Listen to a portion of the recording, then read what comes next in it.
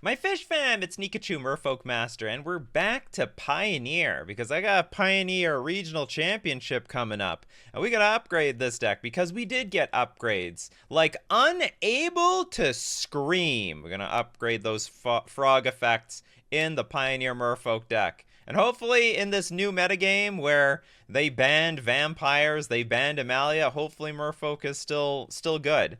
All right, as we get into the deck, I have not changed very much just because I have not been grinding the format all that much. I probably should be getting on that because in 2 weeks I have an open at the NRG series, and then in a month from now I have a regional championship. So we got to ramp up the playtesting in Pioneer.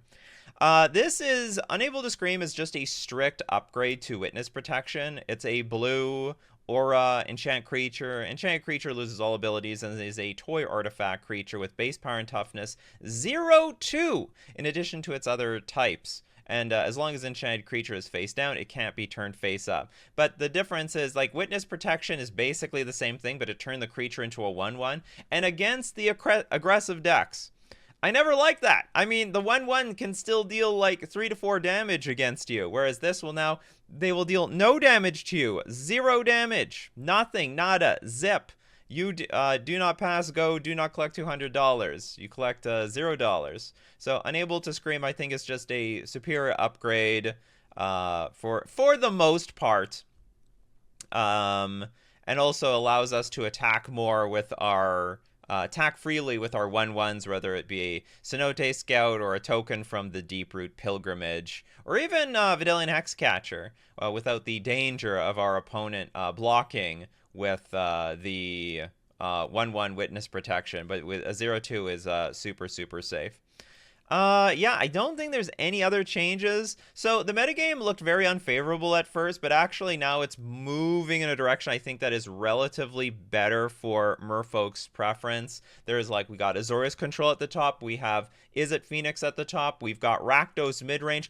Rakdos Sacrifice, not a deck I think I want to play against, but there's a lot of black midrange decks which were good in the old metagame, which are coming back now in this new metagame. It was very creature heavy, and the black decks are like, that's great for us. That's great. So the only two huge problems that Merfolk's facing, and they are big problems, is the Rakdos Prowess deck, because we're not good versus Prowess in general, and the Rakdos making it even worse, and also the Rakdos Sacrifice deck.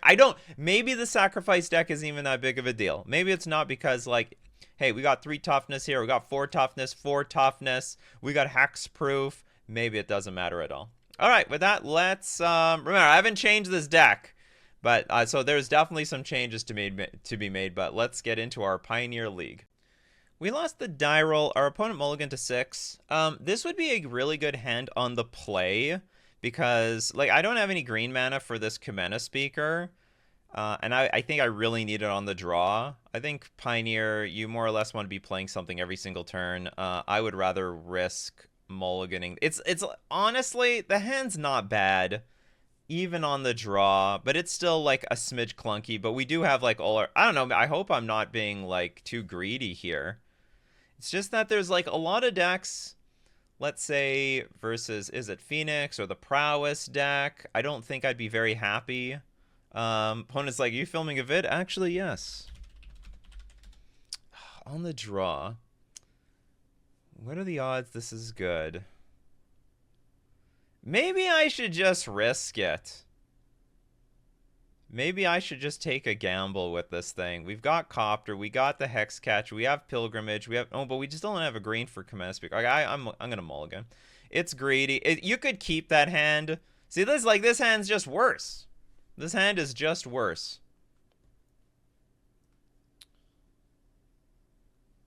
But you know what? The vibes weren't there. I wasn't feeling it. Okay, our opponent. I don't think I want to keep this hand either. This is just too air heavy. And this doesn't. They don't even have synergy with each other. This has vigilance. Let's go to 5. This hand's terrible. Wow, do I regret mulliganing the first hand? Again, all these hands would be good on the play. Okay, anyway, this hand's really, really bad on the draw with a bunch of hex catchers. I'll keep it. Sold. Okay, this is pretty good, all things considered. All right, we got everything that we could possibly need. We just need the Cenote Scout to cash in big time. We just need to find a blue source for this Deeproot Pilgrimage. Oh, that's just great. Turn 1 Thoughtseize. Terrible. Now I really wish we had our first hand. So the first hand would have been good versus like a Rakdos deck. But the yeah, I would say the first hand would have been good versus Mono Black, Rakdos, but I don't think it would have been nearly good versus like any of the... Whoa, they took the Pilgrimage. Well, I guess they have a plan for the Cenote Scouts. So we're going to play our Cavern Souls, play Merfolk. Now what do I want? I guess I still just want raw cards, so I guess I'm happy to find a land with the Cenote Scout, because then we could use that land and convert it for food with the Smuggler's Copter. Let's see what we find off the top of our deck. Sentinel of the Nameless City. Put in our graveyard. We don't have a land. Put in your graveyard. Do you know what? No, I'm going to keep that on top. We have a Smuggler's Copter to play next turn.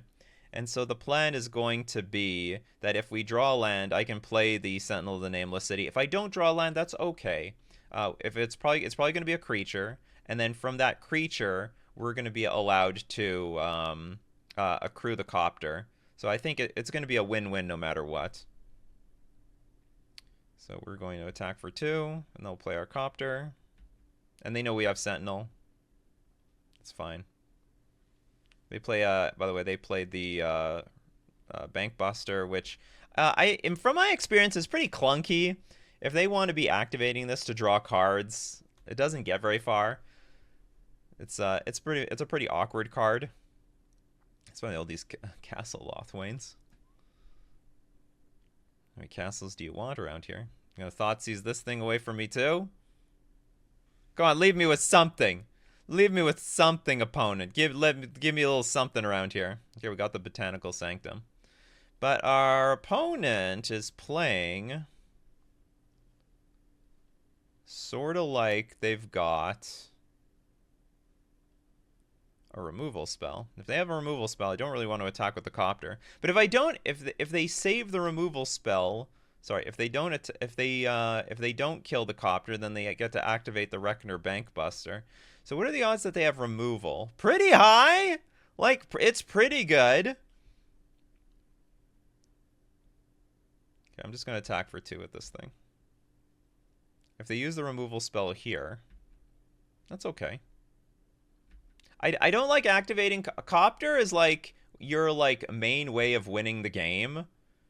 I really don't like activating Copter when a black deck... or even a mono black deck has 3 mana up. If they have 1 mana up, I'm willing to risk it into a Fatal Push. Choose odd or even. Exile each creature with... Oh, that's very, very awkward. I have 2 odds around here. 2 odds do not make a right. So now we need to top deck more creatures. Extinction Event. Not bad there. And that card is very bad. Okay, so we've got nothing. We have nothing to work with here. Remember, we mulliganed to 4. We did mulligan to 4. But look how much that 1-drop helped us. Just having a 1-drop in play. Okay, we got Shieldred.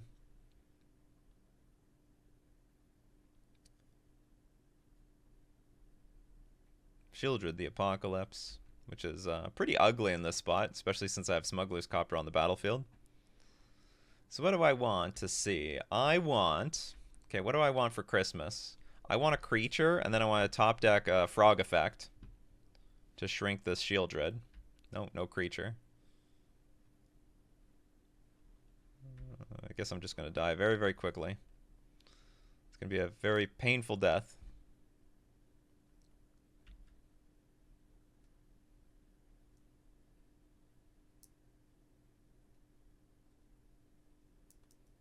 Here comes the Shieldred.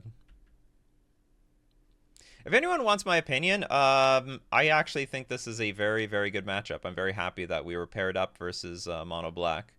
The unfortunate part, yeah, it's a Waste Not deck. I think we've got all the tools to beat this deck. I may not even sideboard anything at all. We're already pre-boarded. Okay, there's the Eaten by Piranhas. We do need, and I guess we will use this immediately. Okay, and now that there is a waste knot on the battlefield, I can't remember what I'm supposed to do here. I think I still keep lands in my hand to convert it to fuel for Smuggler's Copter. And if my opponent gets mana, that's not that big of a deal because the mana is the least useful resource, especially on my turn. I drew another card with a Reckoner Bankbuster. This Bankbuster is paying off. I don't know what this card is. This is new. Oh, I can't do anything about it. So Bandit's Talent. Enters, each opponent discards 2 cards unless they discard a non-land card. Alright, here's some mana. So I guess they can use that mana to move up the food chain on Bandit's Talent. At the beginning of each opponent's upkeep, if that player has 1 or fewer cards in hand, they lose 2 life. We got a little bit of rack action going on over here.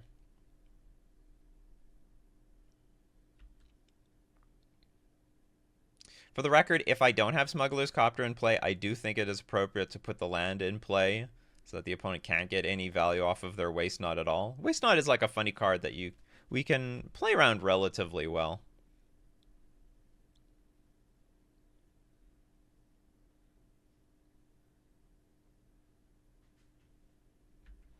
I have less cards in my hand than I would like to. We have a Pilot. Ooh, another Smuggler's Copter. Unfortunately, I cannot crew another copter with a copter. Okay, our opponent's going to make we're screwed either way. Okay, I think we're at dead zo territory. That being said, even though I'm down a game, feeling very confident. I don't remember my sideboarding here. I'm going to have to look up my own sideboarding. If I remember correctly, I'm pre-boarded. Like, there's nothing that I want. I don't want Tishana's Tidebinder because I think there's a lot of people that want to bring Tishana's Tidebinder in these like black mid-range decks like Rakdos or Mono Black, but you can't attack with it. It's just a 3-mana Stifle. Is that worth it? Well, no. I don't think that's worth it at all. I think it's crap. I think that is a bad idea. Because if your opponent has just even a 2/2 zombie out, you can't attack with it. So like Tishana's Tidebinder is going to shine where you can get value, and your opponent has like very few to no creatures that are going to be in your way. That's the way I look at that card. So I'm going to look at my Pioneer decklist sideboard guide. I remember, yeah, no changes. Just run it back. We've got all the frog effects. We got like it's a pretty creature dense deck, which is important, or threat dense deck for the most part. I will go first. Okay, well, can't keep that hand either. We can keep this hand. This hand's good. It's a good one. And I will dump the Cavernous Souls. And we'll start off with Cenote Scout. See what we draw. Take it from there. Kamena's Speaker. Put that card in your graveyard. I think I am going to put it in my graveyard because it is absolutely important that we hit our third land drop for the Sentinel of the Nameless City and the Kamena Tyrant of Erazka. How badly, though? Put in our graveyard. I think yes. And if I draw like a 2-drop, that's fine, but we need to curve out. It's just too important. If you don't curve out with this deck, you can just die. Like, especially if you're just clogged with the 3 drops in your hand. Okay, Duress is going to eat our Unable to Scream, unfortunately. So these cards are really, really important for neutralizing cards like Shieldred and so on. There we go. That's exactly what I wanted to see. We'll play the Tide Channel. Is the 2 damage worth it? I don't... Sorry, is the extra 1 damage worth it if I play the Hexcatcher? I don't think it is. I would like to make it a surprise, so I'm just going to attack for 2 and pass.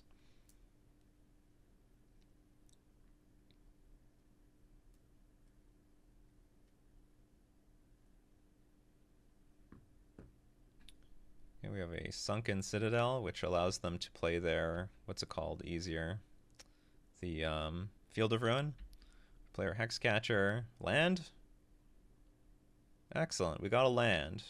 I think we're just going to play a Sentinel and pass. So we're going to attack for 4 first. They have Fatal Push. Probably I'll counter it. Something's going to die. I would keep the Hexcatcher around to play around, what's it called? To play around Extinction Event. Okay, we got our Sentinel out, and we're looking pretty good. We're looking pretty good. We got a little counterspell action here. We got a little bit of a board. This thing's going to make things bigger. When we got Kumena Tyrant of Vraska out, that's going to be great too. We got a little stuff going for us over here. And Sentinel, of course, is a very big, chunky creature. Okay, Waste Not comes out anyway. That's fine. Here it's going to do the absolute minimum of damage, if it does any damage at all. We drew a land, so we can play Kumena. I guess we buff up our Cenote Scout here, I think. Or maybe we go all in on the Sentinel. When are the big... There are some gigantic... I forgot. There's some gigantic creatures in this deck, like a 6/6 Archfiend of the Dross, I think? And you do want to make your Sentinels, like, extra... There is some value to making your Sentinel extra big, so you can attack through it. So, like, if there's a Fatal Push here, I would sacrifice the Cenote Scout to protect my Sentinel. Like, I was thinking I'll map my Cenote Scout so I can diversify the damage. But the problem with that plan, the main problem with that plan is that I will... we're going to keep the Smuggler's Copter on top. The main problem with that plan is if they go for the Fatal Push on Cenote Scout, then I can't really sacrifice it. All right, now we'll attack for what appears to be 9, sorry. 5, 6, 9. Opponent will be very close to dead.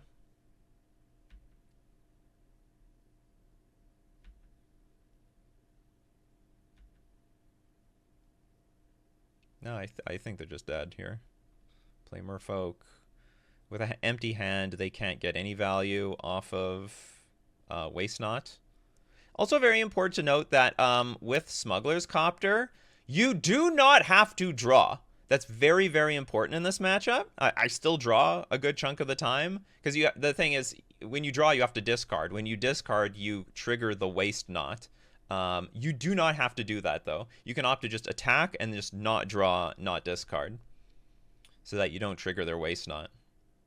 I think, and Copter is good in the matchup because if they start making zombies on the ground or they have a Shieldred, you have some means of evasion. It's a good evasive creature over there. Anyway, again, not going to change anything. If we lose the match, it's mostly because, like, I mulliganed to 4 in game 1. I think we had a very good hand, even at 4 cards, but our Copter couldn't find a second creature. This hand's a little too risky. 1 lander. If this was Cenote Scout, I would keep it on the draw, but it's not Cenote Scout, so we won't dig deep enough to find a second random land for Smuggler's Copter and so on, so I'm going to mulligan. 4 of a kind! We have 4 of a kind Hexcatcher. Yeah, we can't keep this hand either. They keep their hand. I don't like it, but we're going to keep it. We'll dump a Breeding Pool and Island. Yeah, keep the rest.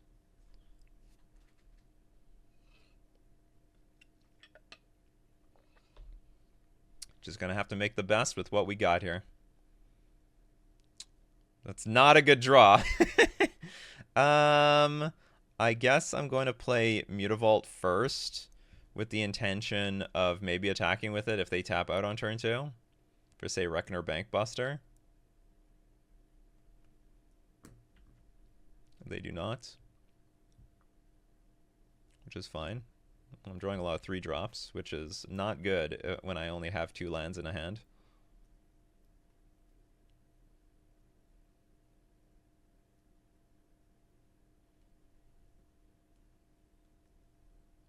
The Bandit's Talent. Enters the battlefield. Each opponent discards 2 cards unless they discard a non-land card. Well, I have no choice. I'll discard a Kumena, I guess.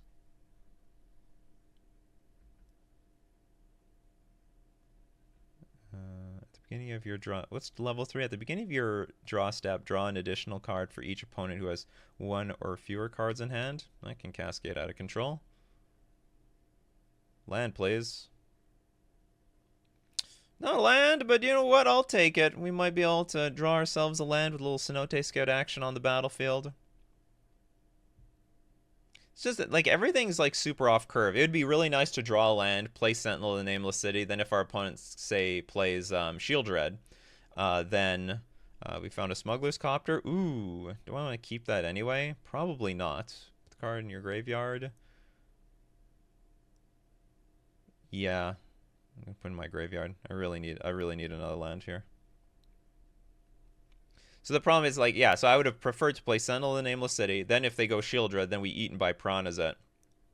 But the problem is, do you still have nothing to do? You could level up.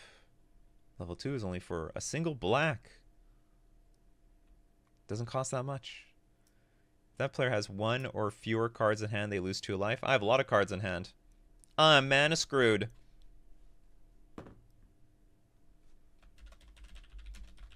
My opponent asked me, like, are you making a video? I'm like, yeah. And I'm like, what's the video? And then they're like, what's the video?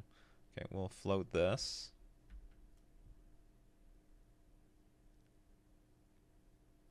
Get an island. You've activated my Eaten by Piranhas. I don't think there's any creatures, though, they can go get.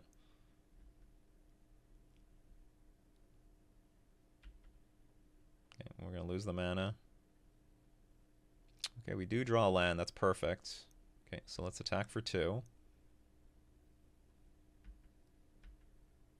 Just go Mutavault, Sentinel, I guess. Okay, that's good. I'm a little bit. I'm happy to see that Fatal Push.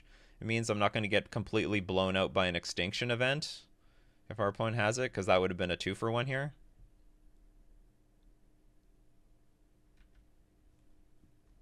We don't like and we don't like 2-for-1s. In the Merfolk business, I'll tell you that we don't like 2-for-1s. So Juan, when does this at the beginning of your draw step, draw an additional card for each opponent who has 1 or fewer cards. So I need 2 cards in my hand so that this card does nothing, which I am unintentionally succeeding with here.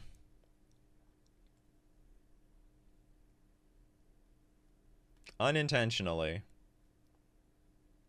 Oh, here comes the big baddie. There's the Shield Red. So we're probably at my upkeep going to put a stop. Or I'm going to think about it. That's the value with Eaten by Piranhas.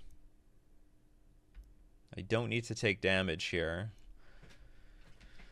So the deal is I have to play this card no matter what. Does it help me playing this now or later? I guess we do it now. And I'll leave the Mutavault open for the possibility of attacking with it. All right, we do have the possibility. Now, do I really want to attack with it? Because I could map twice, which is not bad. Or maybe I want to keep the land in my hand. Because, of course, if I'm going to get too low on cards, I'm going to be screwed. And also, this deck plays with cards that are, like, make you discard a bunch of cards from your hand. Okay, let's try to draw a few more cards. Let's see what else we get here. We'll attack for a little bit more anyway with this. Okay, we got Botanical Sanctum. That's not bad. Attack for 3. We'll get another map. I'll probably play the Bark Channel Pathway. Opponent opts to block, that's fine. And then we'll get another map activation here. So that we can keep the cards flowing from the top of our deck. So Vidalian Hexcatcher, I am going to... I'm not going to put that in the graveyard. I'm going to keep that one. I think I'm going to keep that one. Just keep the gas coming. We got to keep the gas coming at this point. Would prefer to have Botanical Sanctum in play now so that I could play, like, 2 spells in 1 turn, but it's just not in the cards at the moment.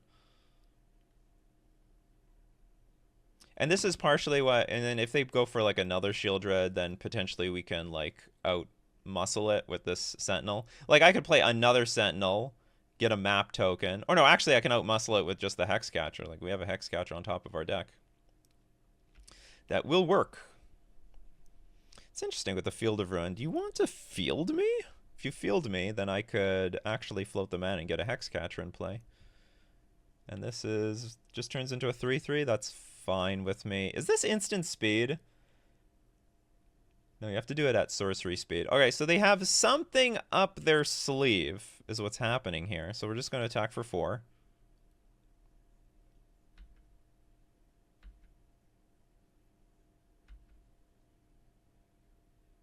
I think there's something up their sleeve. Bitter something, bitter this, bitter that. Oh, okay, so I'm going to float the mana. That helps. We do have another island in our deck. We have 2 islands for a reason. Okay, I will play a Hexcatcher.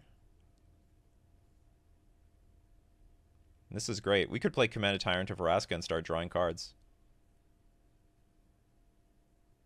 I'm assuming there's like a Fatal Push though. Yeah, okay. Something died. Something died. Something died that day.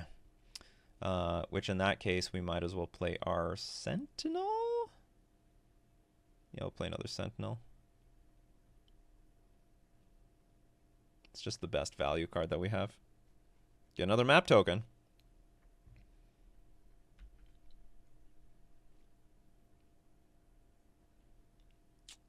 And pass.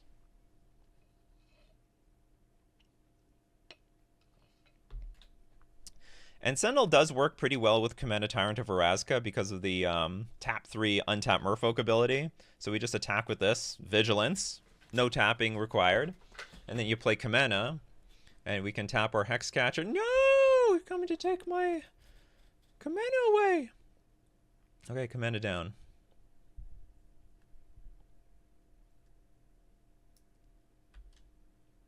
Ugh, they still have something. Because they didn't tick this thing up to the last level. I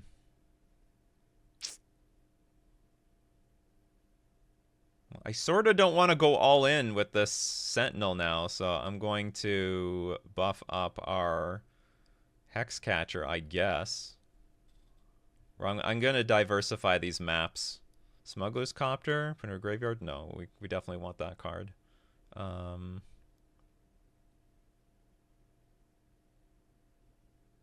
Would you block with this? Maybe, maybe not.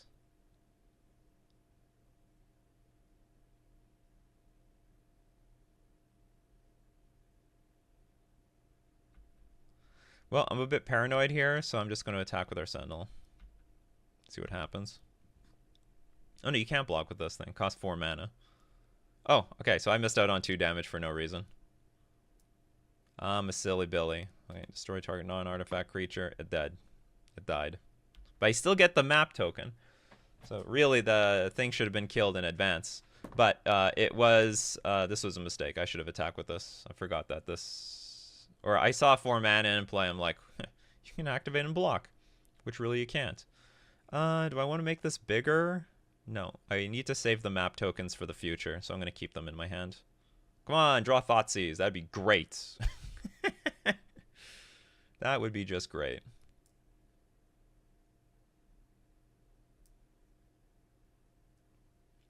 Target player discards 2 cards. Then exile that player's graveyard. Okay, well, that's going to activate the bandits thing again, I suppose. Yeah, I lost my lands. That was my fuel for my smuggler's copter, damn it.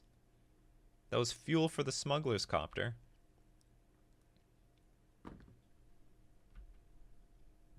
Well, this thing's gonna get online now, but our deck is about to get online as well. I'm assuming there's no removal in hand now, or I don't feel like playing around it. Let's trigger this map thing on this Hexcatcher. Oh, do you have one more piece of removal? That's so rude.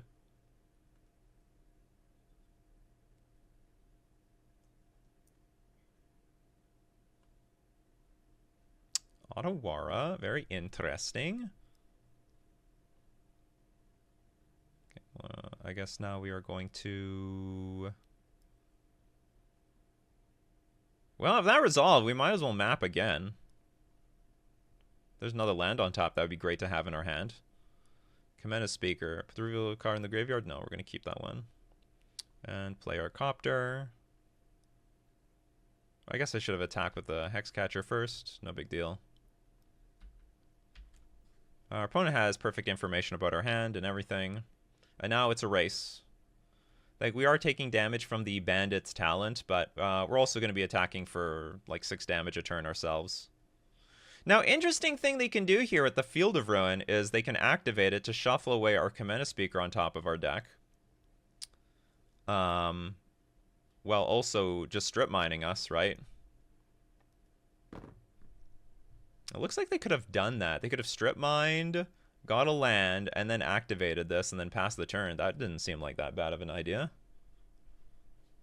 Okay, so we're going to lose 2 life. That's fine. I really don't care. You're not gaining life, right? Yeah, we just lose life. It's not like a second Shield Red.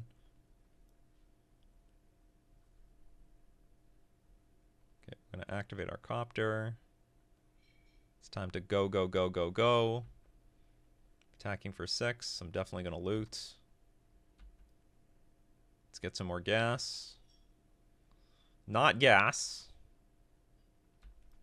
At all.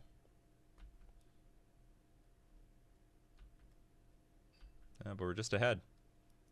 So they get to draw 2 cards a turn, but there's a lot of their deck that's clunky or blank. Like, I won't care if they find a go blank here. If they find Shieldred, we can bounce it with Otawara at our upkeep. And then we'll put them in a really precarious position. Play another Field of Ruin. Unfortunately, the Field of Ruins are now strip mines. Sadly. What is this for 5 mana? Something big. Something big, something dangerous. Deadly Cover-Up. An additional cost to cast the spell, collect evidence 6. Destroy all creatures. If evidence was collected, exile a card from an opponent's graveyard, then search its owner's library. Hand and for any number of cards with the same name and exile them. Oh, this is terrible. Especially since I can't actually Hexcatcher this thing.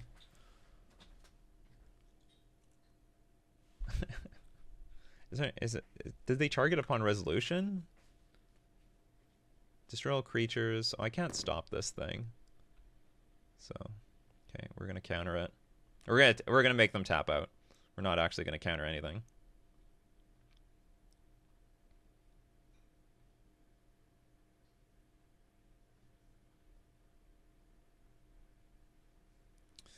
It was a very disappointing draw, I must say, opponent. Very disappointing. Okay, all my creatures are dead. They're all dead. There's nothing left. So they're going to choose Hexcatcher and remove all my Hexcatchers. They're also going to see that I have no more basic lands left.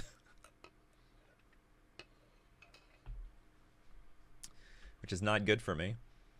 I think I might end up bouncing this bandit thing with my Otawara if I have nothing else to do. This happened in game 1, where we like drew a smuggler's copter when I already have another smuggler's copter. Like, this is the worst time to draw this damn thing. You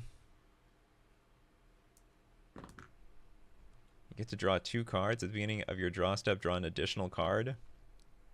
Yeah, I think we're bouncing this card, and it will deny them like 1 card here.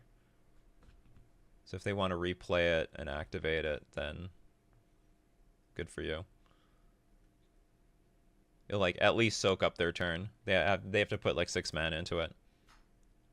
Yeah, let's see what they do with their Field of Ruins. They want to complete super wasteland me. All right, they're gonna leave me at least 1 green mana next turn. Oh, I have to still discard something. Well, that sucks. Yeah, I forgot about the first mode. Not that it really changes what I was gonna do.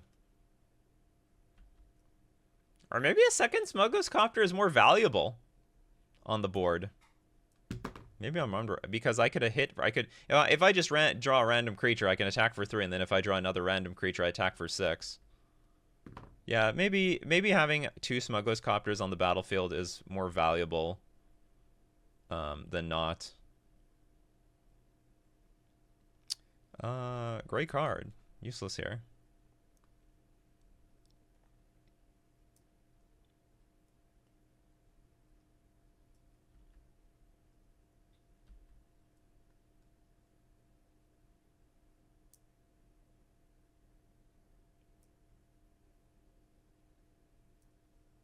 Liliana of the Veil. Also, not that great here. I get the sense if I was just allowed, I mean maybe our opponent has more removal spells in hand, but like the thing about one of the reasons we get like a pretty good edge versus this deck is because a lot of the cards that they have are like discard spells, which are not that good versus us. Not that good at all. And what ends up happening is we just have some creatures on the battlefield and we like goldfish for a victory. And we aren't that bad versus sweepers. Like, we have the Smuggler's Copter. Like, all we have to do is top deck a random creature, and we're back in business, baby. But it didn't work out in games 1 and 3 here. I mean, it's not over yet, but it's not good. They didn't even activate the Liliana. They've tapped their lands really weird because this Field of Ruin... Oh, no, the Field of Ruin is actually still active. Okay, forget. Scrap that. Things are still good for our opponent. So I guess they still have... I took 2 damage. That's another 2 damage. What am I looking for? I think I'm trying to... Okay, they do have a removal spell for Smuggler's Copter. And I think I'm just dead. Okay, I'll just concede. That's okay. Alright, good games, opponent. We lost the match. I'm not particularly concerned. I'm very happy if this is going to be a very big deck in the metagame, because I think we have a huge advantage versus it. The core reason why we lost is we mulliganed to 4 in game 1 and probably mulliganing to 5 in game 3 didn't really help our efforts either. All right, anyway, that was round 1. Let's move on to round 2. Round 2, we won the die roll. We have a great curve. We're going to keep it. Hand looks great.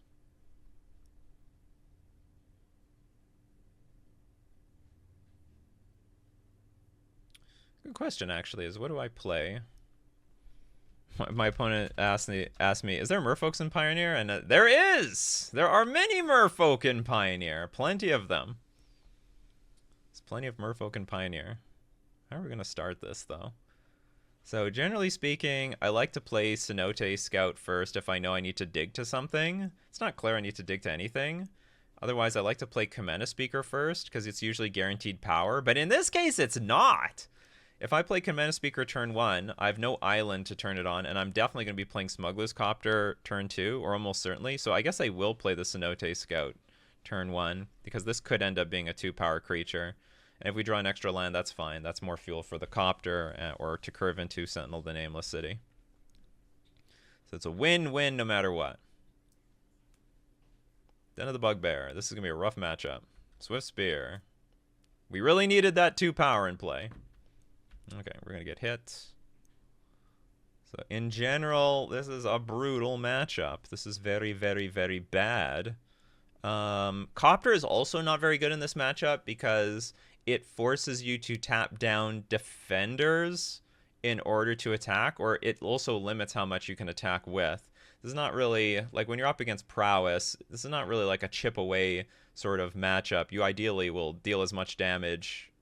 Like, we can't race. But even if we tried to race, we can't exactly. If you have a Copter in play, you can't, like, just swing out. That being said, I think we need to still develop our board.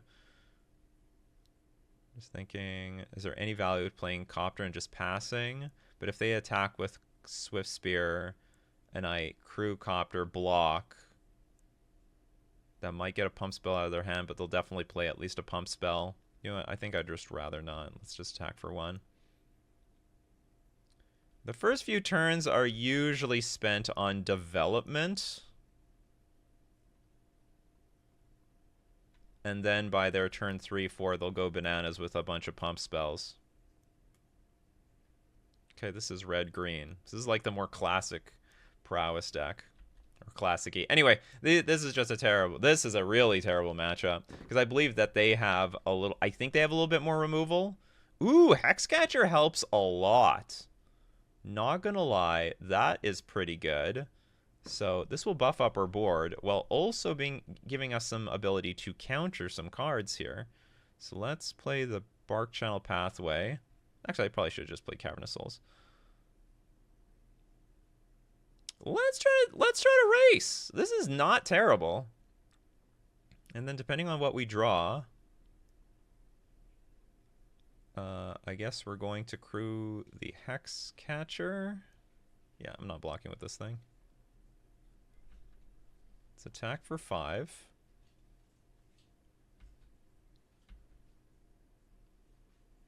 I drew another speaker. That's good. I think I'm going to discard the Spelunker.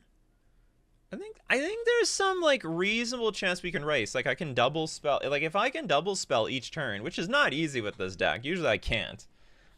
Maybe there's room where I get to attack and then I can start blocking stuff at the same time.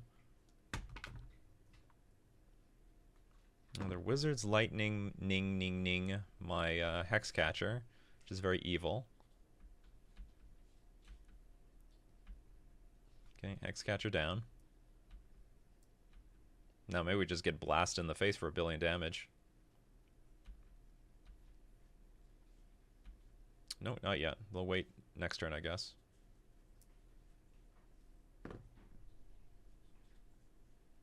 They're gonna wait next turn. Seek the Beast.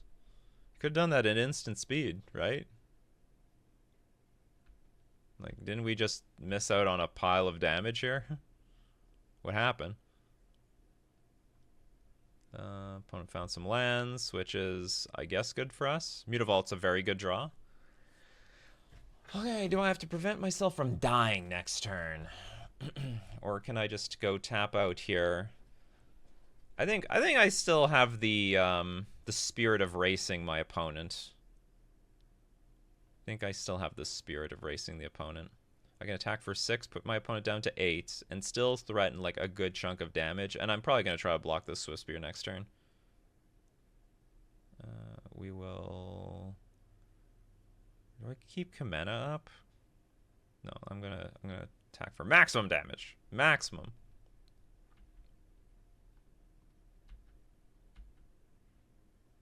I could try to block this thing, but I'm not going to. Between like bolts and buff spells, I just don't care. I'll discard the Cavernous Souls. I'll just try to block this Swift Spear on the ground with the Sentinel. That's the most I'll attempt to do. And then hopefully if they attack and fail, we just attack back for lethal. Because between a Cenote Scout crewing the Copter, 2, 4, 6, 9, that will do it. Even if we lose a creature, map token might get us there. So if we lost, like, say, for example, Kamena Speaker, 2, 4, 7 plus map could be 8.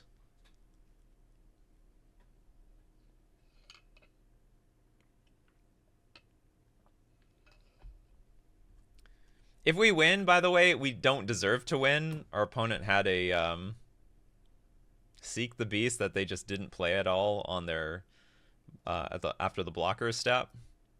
Like, we should technically be at 9 right now. I mean, maybe we win. Like, maybe their hand is just a bunch of creatures. That's possible.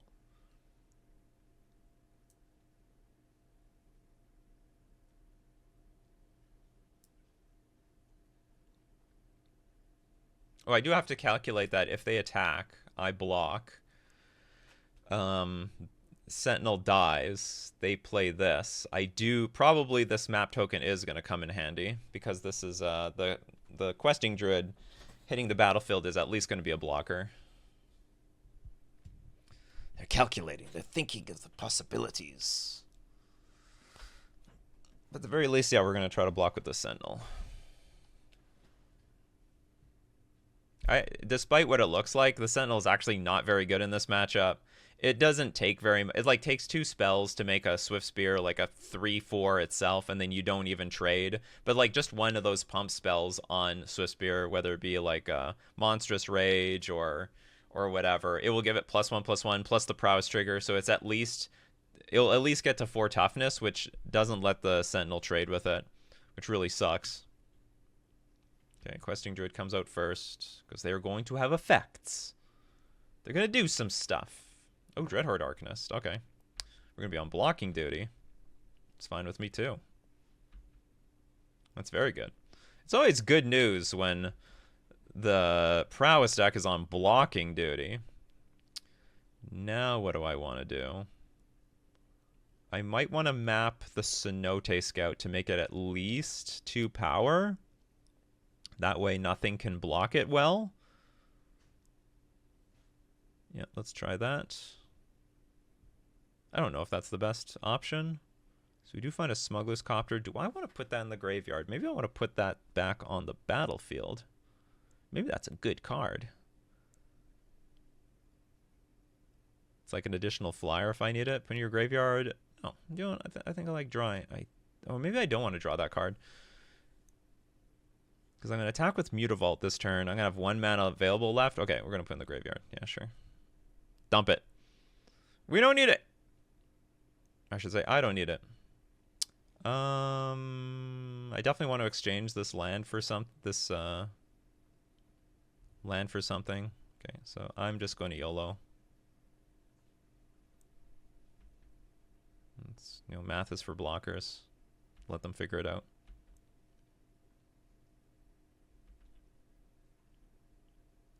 That's a good card. Now, my only problem is I don't know if they're forced to block here. Like, how much do they have to block? 1 thing? So they have to block at least 1 more thing?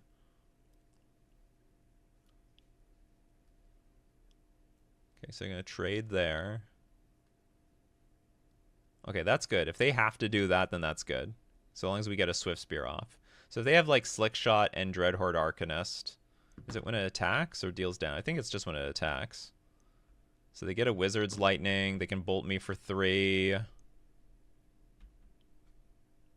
Whatever. I think I'm okay with this. And they some of these mana sources are now offline because you can't pay life when they're at 1 life.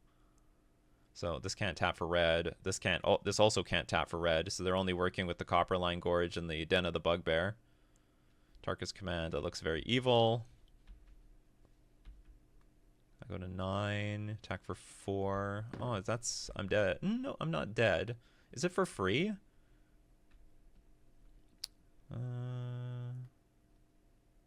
Attacks. You may cast target instant or sorcery card and have a less than Dreadhorde Arcanist from your graveyard. Oh, without paying its mana cost, so I'm dead.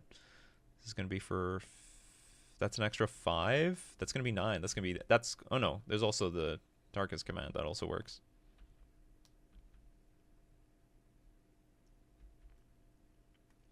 I'm dead.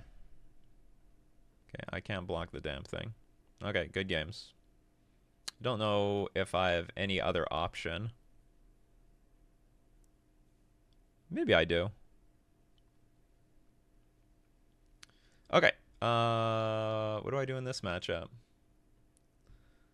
What feels bad, honestly, that game was close. It felt close. Okay, Tidebinder Mage is good. Tap those damn red creatures down. Ether Gust is useful. What's bad in this matchup? I say Smuggler's Copter for the things I mentioned earlier. Tapping your creatures to block, not great. There is some advantages to Copter in that it can block Slickshot.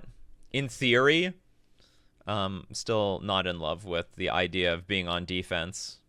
You sort of have to tempo them out in some capacity by like simultaneously blocking and attacking at the same time. Or hope that they just have a bad hand, which they sort of did have. If they have just a huge pile of creatures, we can beat that. In this case, they had creatures and interaction.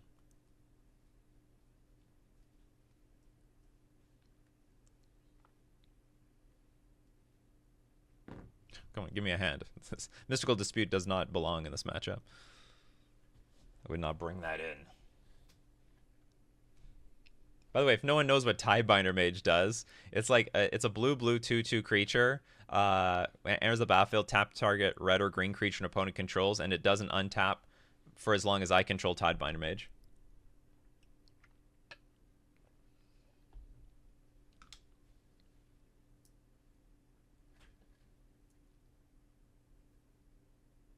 I think our opponent is double queuing, but I'm not sure.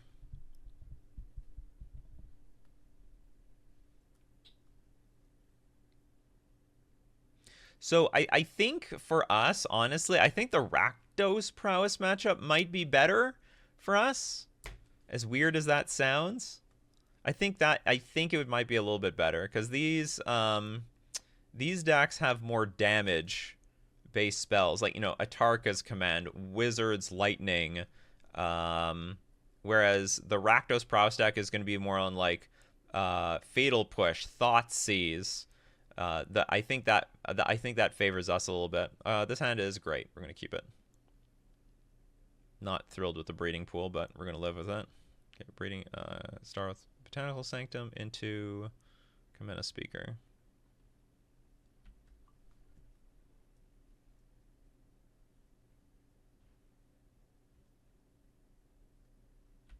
Soul Scar Mage. I have an Unable to Scream. So there's a few things I could do. We go. I think I'm gonna go. I think I'm gonna go Tidebinder Mage because it allows me to curve out better.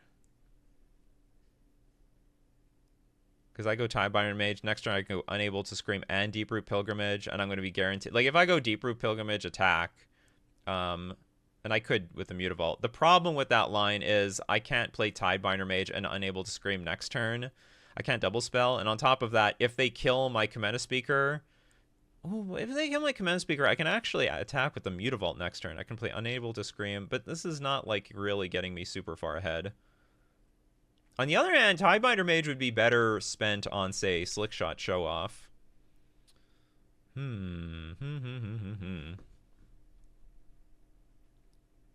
know what? I think I talked myself into playing Deeproot Pilgrimage.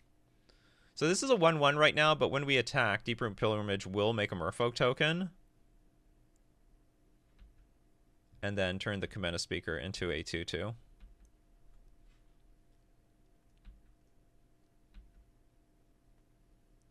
Because I think I want to preserve the Tidebinder Mage. I think I want to preserve the Tidebinder Mage for like a bigger card, and I'm fine with like attacking with a Kamena Speaker and maybe a Mutavault for the next few turns. Pick your poison to sack an enchantment. Well, there goes that plan.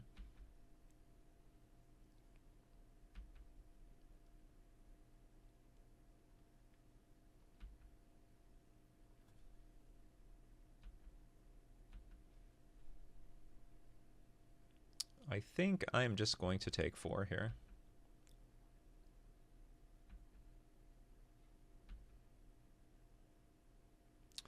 Ether Gust. Oh, this is pretty good. Okay, I think I guess we're going to play Breeding Pool, Ether Gust, and Unable to Scream. And I guess we Ether Gust the Soul Scar Mage because this thing has haste. So if I Ether Gust it can come back down and be a pain later. Yeah, we'll just pass.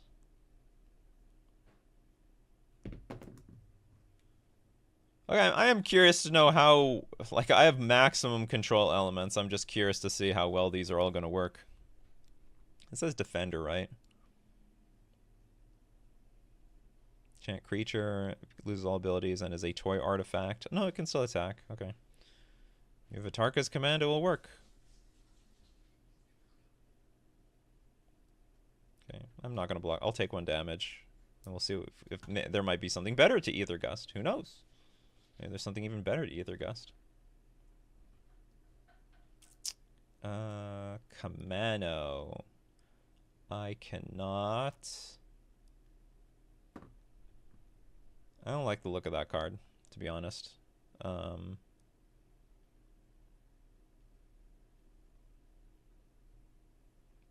go back. It can go back.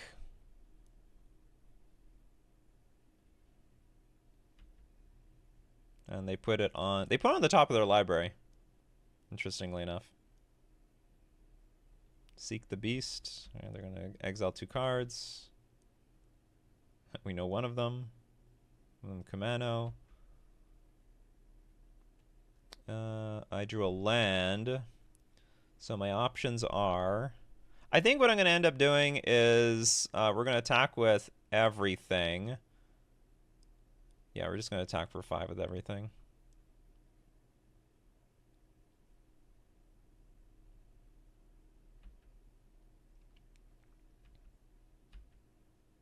I'll play Unable to Scream on the Soulscar Mage, and then when they play the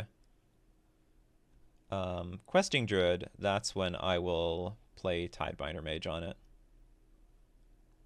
In fact, let's play this land just to threaten. Make them feel threatened by a Dispel or something. We didn't even hold up green mana. We're representing a counterspell. You gotta be careful. You never know what we're gonna play around here. Questing Druid comes out first.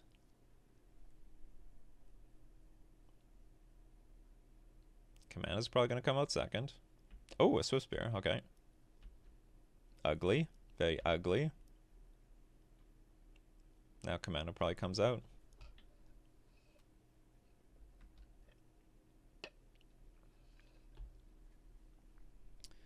I'm going to deal 2. It's fine. Ooh, Sentinel. I'm going to do nothing with that, though. It's not bad, though. It's not bad. Okay, tap down quest. Attack for 4? Maybe leave the hexproof thing behind, because, like, it's just going to get blocked. So I might as well use it as a blocker.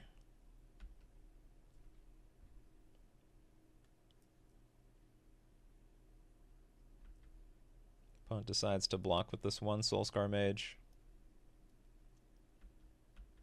Okay, next creatures are going to have a +1/+1 counter when they come out.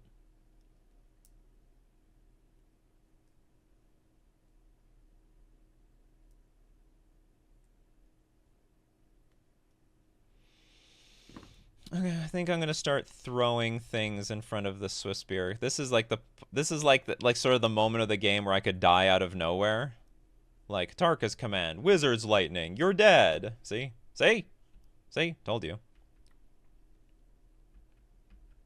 Okay, so it's gonna get monstrous. So I'm getting hit for 4 right now. Now this is an extra good reason to have like these frog effects like Unable to Scream, because after they play that, you can then play Unable to Scream and it will lose the lose trample. Ooh, that's not bad. That's not bad. I think we are gonna play Deeproot Pilgrimage.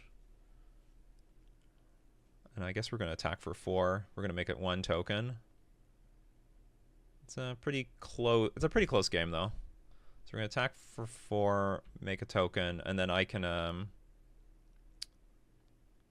attack with the block with the Mutavault and also tap it to make another token.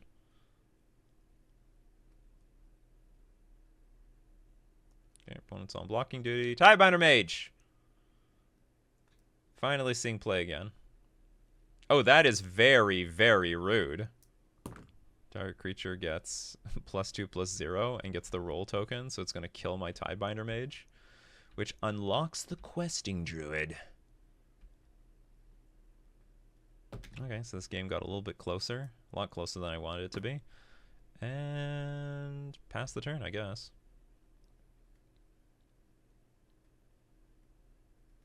This thing doesn't have trample though, right? Yeah. So I can block it all day.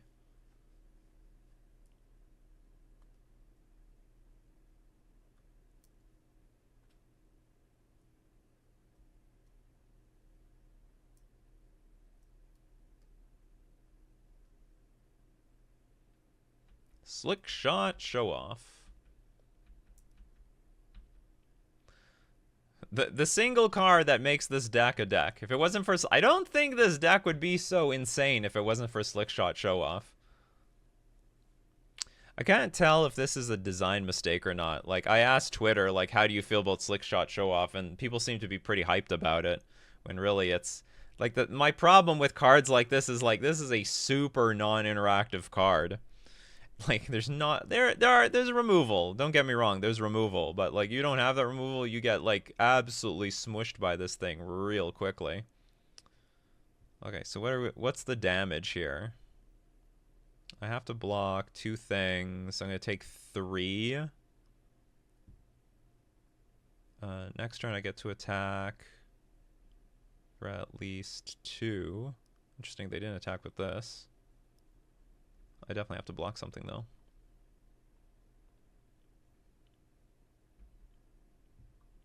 Then I can play Sentinel.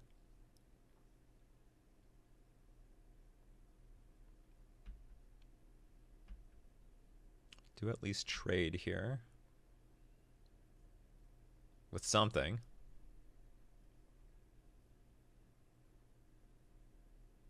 They are empty-handed. Oh yeah, they can go get a Gigantha. I also could potentially play with Gigantha if I don't want to play with Tidebinder Mage, but I never found that it's worth it. So we need blocker. We need as many blocks as we can get. This is 3 damage. Okay, we do need more blockers. Attack. A lot. I don't even know how we win this game at this point, to be honest. I just don't know how we do it.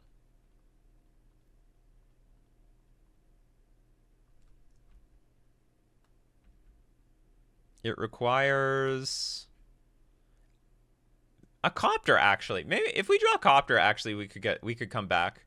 Because if we draw copter, oh no, but we sided all the copters out. Okay, what Kumena. So we could draw, if we draw Kumena, we could maybe come back from this because we can take 1 damage from Slick Shot. Yeah, we can take 1 damage from Slick Shot, make 1 billion tokens on the battlefield, and then swing back. That's the plan.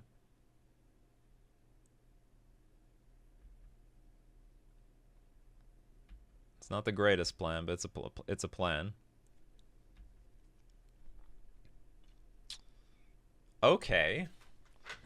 It's not really what I was planning on, but it's something interesting. Let's see. So if I map, I may, like, my first instinct is to unable to scream the Slickshot show off, but the problem is if I do that, I can't attack into this Gigantha with my Sentinel. And maybe I want to do that. Maybe we want to do that. I think we have to risk... The bottom line is I think I have to risk my opponent not drawing a... what's it called? Tidebinder Mage. That's perfect. Put it into our graveyard? No, we want to draw that one. Okay, that's a good draw. So I have to hope my opponent does not draw...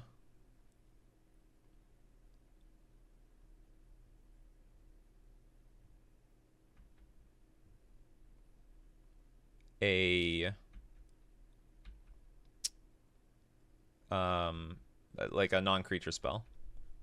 It needs to be a land or a creature.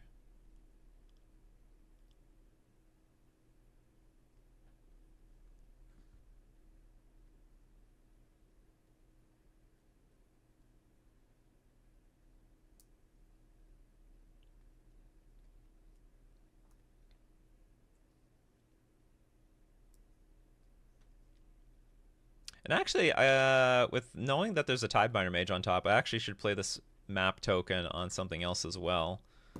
Does buffing anything help me? Does buffing a token help me? Not really. Maybe a little bit. Anyway, this game's going to be a little bit more tight than I thought it was going to be. They have a lot of outs to beat us. But they do have a good chunk of creatures, to be honest. Like, they could draw Soulscar Mage, and that would really screw them. Okay, let's move this blocker in front. Of course, want to kill off the 2/3 that has trample, instead of the 1/3 that has trample. So Killed off one of our threats. Killed off one of theirs. So this this token's definitely blocking this.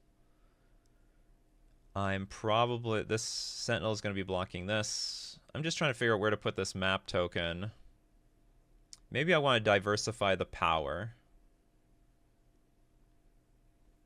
So if they top deck Swift Spear, I can comfortably chump block that thing. Real card in your graveyard? No. Okay, pass the turn. There is another problem. I'm going to start running out of chump blockers. I don't have creatures that tap anymore. Okay, there's the Swift Spear. There's the Swift Spear. I can block that with my Merfolk token that I just buffed up as a 2/2. Or are we going to be in a situation where we're just going to be... Oh, yeah, they can just... No, okay, that's fine. They attack for 1, but then I play my Tiebinder Mage. We deal with this. Can I attack? No, not really. Not going to be doing that anytime soon.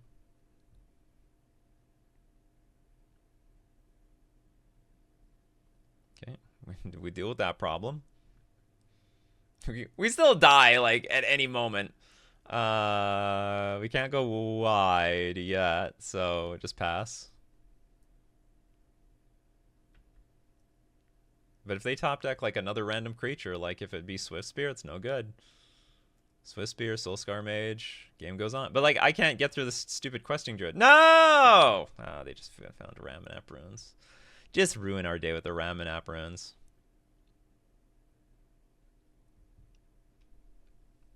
Interestingly, these games were pretty close. I don't think they're supposed to be close. Well, especially the red-green one. The red-green should not be close whatsoever. This was always a bad matchup, and I was just happy that it was like a little bit more on the fringe side. It still is on the fringe side, just because the Rakdos one is above and beyond way more popular. But anyway, it just is what it is. This is just the type of matchup that you want to hope to dodge and avoid in the Pioneer metagame. Okay, with that being said, that was round 2. Let's move on to round 3. Here for round 3, we lost the die roll. We're up against a Yorion deck, so I'm assuming that means maybe the what is it called? Enigmatic Incarnation. Which I think we're good against, but I just don't have a whole lot of experience versus it. We have a hand with a curve, so I'm just going to keep it. We have 1-drops. We have things to do on turn 2. We can play Jadelight Spelunker. We have a 3-drop with Kamena, although this is not a very interactive hand. Okay, the other option was possibly, if it's not, it could possibly have been Blue-White Control, but with the Jetmir's Garden, this appears to be the Enigmatic Incarnation deck, which unfortunately has a lot of different variations, so I can't exactly tell what the hell we are going to be facing against at any given moment. I'm going to start off the party with Kamena Speaker, because next turn we're definitely going to be playing a Merfolk, and then that definitely means we're going to be attacking for 2. And one of the Merfolk I'll play is probably Jadelight Spelunker for 1. And that will hopefully find a land for our Kamena Tyrant of Erazka. This is not a very interactive hand, though, I must say. And in this matchup, you're probably going to want some form of interaction above everything else. Okay, we'll play Jadelight Spelunker for our whole 1. Smuggler's Copter. I'll look at a random deck list here. What are we have Leyline Binding. I don't know exactly what goes on in this deck. Up the Beanstalk. Like, I've played against this deck like a long time ago. I guess... No, I think I'm going to put in the graveyard. I think we have to dig for things like Hexcatcher.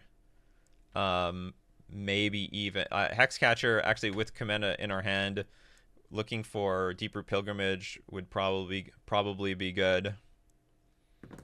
What is this? This is a Wild Growth. Draw a card. Enchanted land is every basic land type. Oh, no. Okay, so it just enables Leyline Binding.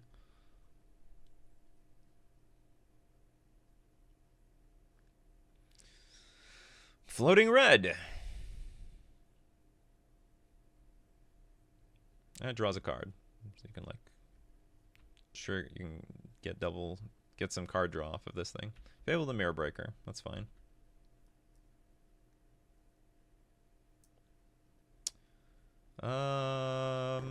Charge. You want to trade your goblin? That's fine. And for all they know, we have Hexcatcher in our hand. Actually, to be honest, when you play Pioneer, a lot of Pioneer players are probably not going to be familiar with Merfolk, so they are not going to be...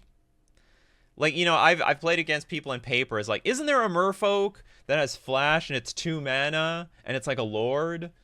Which they're referencing Vidalian Hexcatcher, but they're not sure because, like, anyone who's like a hardcore dedicated Pioneer player, they just have no heuristics against Merfolk because this is just not a deck. So don't be making moves assuming like, oh, they should be respecting this bluff. Like, no, they don't have to respect squat.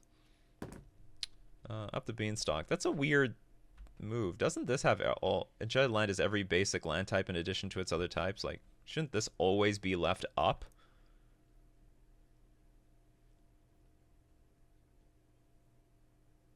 Here comes Leyline Binding.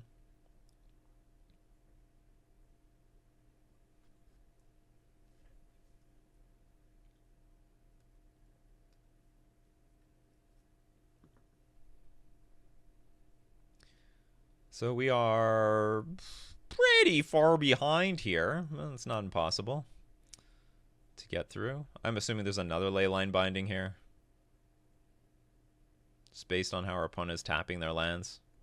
Like, there is no reason to ever tap this Nihilist Presence. So, like, if people play sloppy like this, it's because it didn't matter because they already had the white source over here.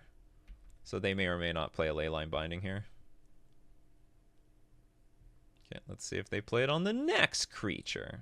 So we're going to start off with Cenote Scout, and then next turn we can play Jadelight Spelunker. These are a lot of lands.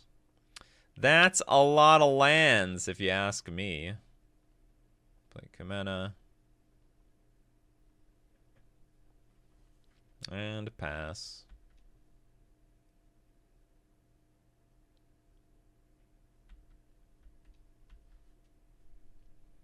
What's the key turn? Incarnation is a 4-mana card, right? At the beginning of your upkeep, it's an enchantment. At the beginning of your end step, you may sack another enchantment. If you do, search your library for a creature card with converted mana cost, and they can go get... What's the creature card you get? Oh yeah, they have a billion creatures. Up the Beanstalk, that's rude. So no, Leyline Binding draws 2 cards.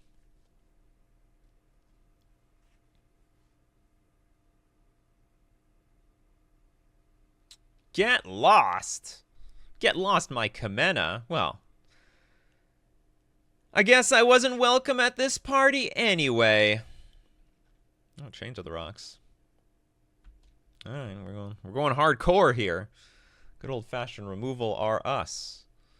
So I think let's I could Jadelight for enough.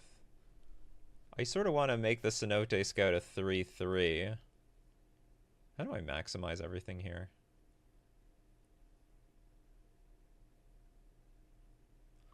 I definitely get to play a land. Sort of want to play Kamena Speaker at the same time. Maybe I only need to map this once and attack. No, I definitely want to attack into this stupid thing. So let's go but I'd prefer to have a gigantic Jadelight Spelunker. That would be useful. All right, let's start mapping here. You gave me the maps. Ooh, a Smuggler's Copter's on top. Reveal a card in your graveyard? No, I'd like to keep that one. Thank you very much. Okay, let's do this again. We know this is going to be a Copter. No. Okay, attack for 3.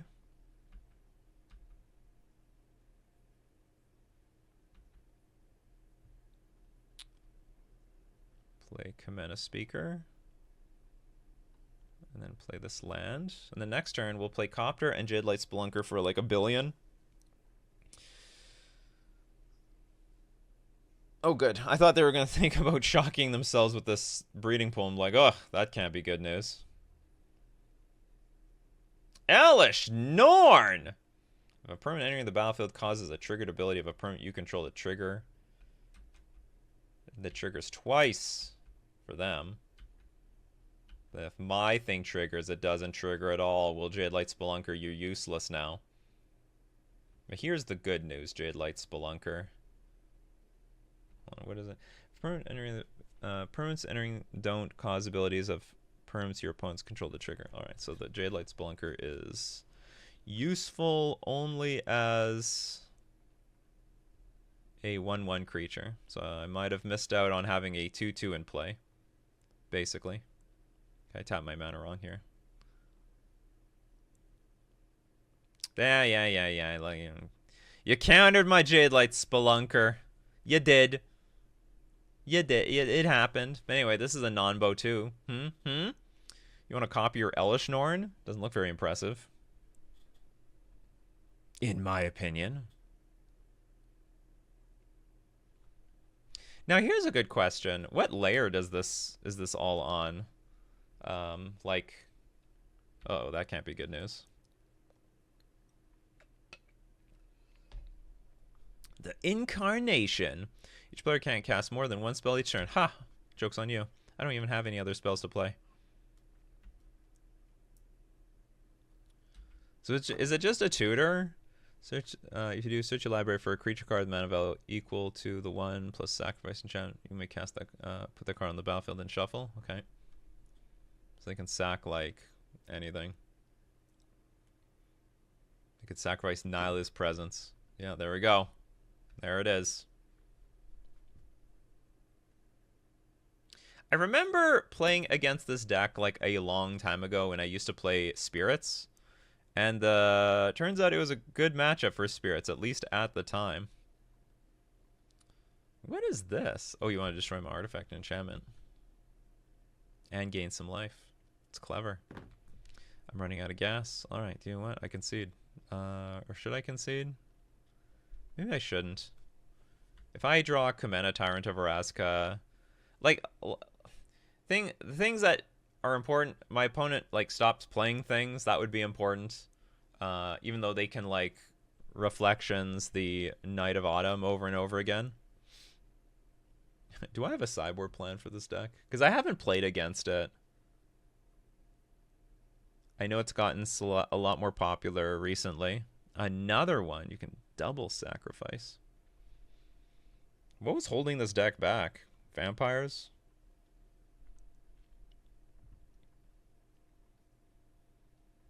Although even now it's not anything like amazing. It's just a deck.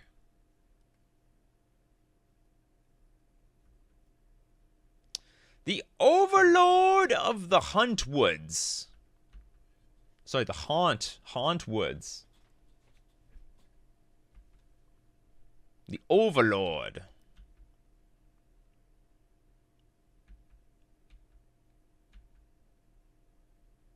What is going on here? What the hell is this? Bonnie Pal. Okay, I don't even know what any of these cards do. Okay, so you fetch this thing out to find another thing. Enters or attacks, create a tap colorless land token named Everywhere. That is every basic land type. And then we have got Bonnie Pal, Clear Cutter. Enters, create a Bew, a legendary blue ox. With this creature's power and toughness are each equal to the number of lands you control. That's a big ox. Whenever you attack, draw a card, then you may put a land card from your hand. Oh, that's pretty good. It's a very nice card. Well, those cards seem pretty bad if you don't have this enigmatic Incarnation out.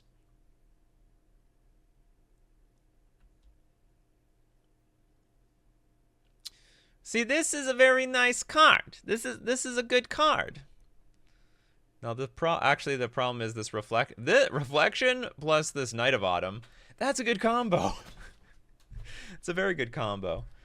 And I can't play more than one spell a turn, right? Player can't cast more than one spell each turn. Okay. I would like to play on a little bit more just to get a feel for the deck, but I'm gonna concede for the content. That doesn't sound good, but that's what it is. I'm gonna bring in Disdainful Stroke. It hits like half their deck. Ether Gust. So the key is, like, what do I bring in without overboarding? The frog effects don't look that good because A, they could be Knight of Autumns. They can also be hit by, what's it called? Leyline Binding. But on top of that, all their cards have, or almost all the creatures have ETBs.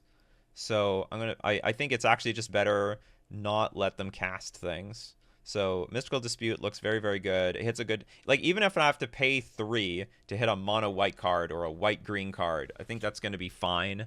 But the fact that it hits Enigmatic Incarnation itself is going to be key because that is their main engine. What else do I want to bring in? Tishana's Tidebinder looks good because everything has ETBs and triggers. Here's where, like, experience would really help. I don't know what's necessarily bad. Usually in control matchups, I like to shave some of the 1-drops because they're just not going to get the job done. Maybe you can shave even more. They just don't get the job done. I'm going to make an exception for Jadelight Spelunker because early game could be a 1-1. Late game, it's going to be enormous. Do I want Ether Gust? It doesn't look too bad. It's red or green. Its owner puts on the top or bottom of their library. But I can't hit any of the white enchantments in play. Maybe this is worth bringing in, but I'm bringing in a good chunk of interaction anyway. So I think we're just going to leave it like that.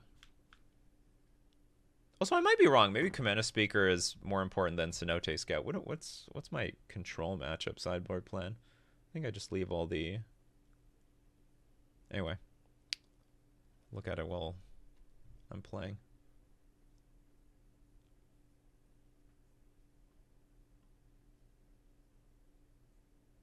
Well, I actually side out some Jadelight Spelunkers in blue-white control. Makes some sense. Actually, it looks like the way I sideboarded is incredibly similar to how I play against blue-white control. Because they do have a lot of removal. And what my sideboard guide says, I take out 1 Kamena Tyrant of Orazka. And I think I understand why, because having multiples of legendary cards sucks. This card, this hand looks great. I'm going to keep it. We can go turn 1 Kamena Speaker, turn 2 Smuggler's Copter, turn 3 Jadelight Spelunker, and we do have interaction. Something we didn't have game 1. Yeah, our game 1 hand was just like do nothing and die, basically. Like, if you just have a big pile of creatures, I think this deck just messes that up big time. I think this deck interacts very well versus a deck of just mono creatures. Let's play our Copter. And so far, we got a great start. Great start. We go Jadelight Spelunker, attack for 5, hopefully. And then from there, we've got like a good pile of interaction for the more heavier turns. Oh, I drew a land.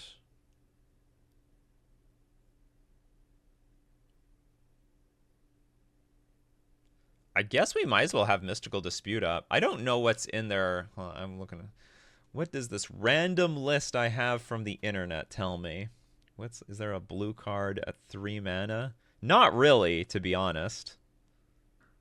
It's really at 4 mana. So I'm like really just trying to figure out, do I tap out for Jadelight Spelunker or do I just leave one behind for the Mystical Dispute? I think we're going to end up tapping out for Jadelight Spelunker. I'm also going to put more blue sources in play because I just have a lot more blue cards.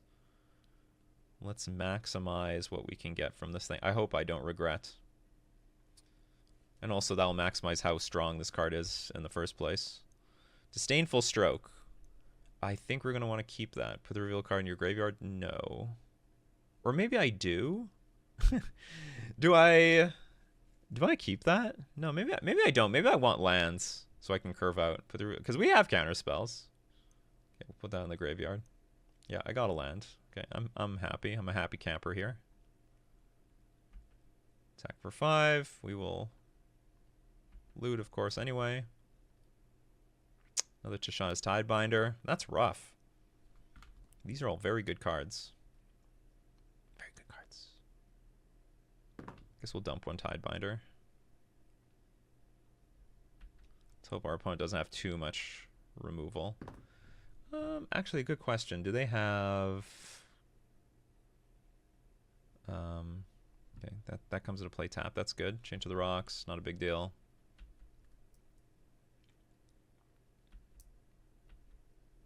I guess it could be worse. Mystical Dispute. It's fine. I don't have a good way. I would like to keep attacking with my copter. I have a feeling that this is Leyline Binding, which is fine with me.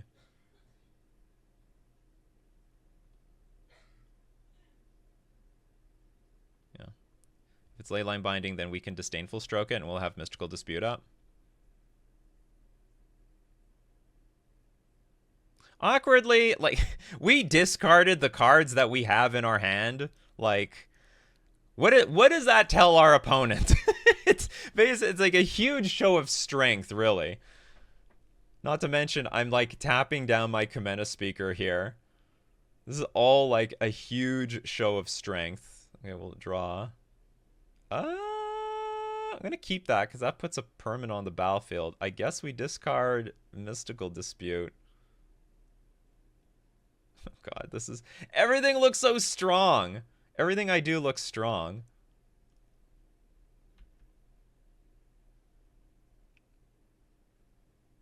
There's just nothing I can do. There's nothing I can do about it. We'll play our Cenote Scout.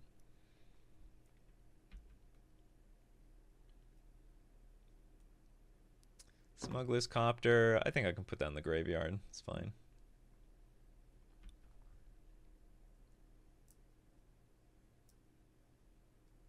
Oh, they didn't even do anything. Oh, they didn't have anything. You faked me out, opponent. You faked me out. Is that how it went? Fable. Do you just die here? So if I let it resolve, I play Tashanda's Tidebinder, counter it. We attack for 3, 6, 10. Yeah. Okay, they're dead. You have ETBs? I got ETBs too! I have ETBs too. You're not the only one with ETBs around here. Incarnation opponent. Okay, yeah. I did not screw this up. We have 10 damage. They're just playing on for information. I'll show you another Disdainful Stroke, I guess. I have all the Disdainful Strokes. I didn't need them. Sending a message. You want to bring those Leyline Bindings around here? Well, you have something else coming for you. Well, that felt great on the play. Okay, we're on the draw now. Spelunker is probably poor on the draw. Okay, let's bring in more 1-drops. 1-drops are still important. Okay, we'll take out a Kamena, as per my sideboard guide notes.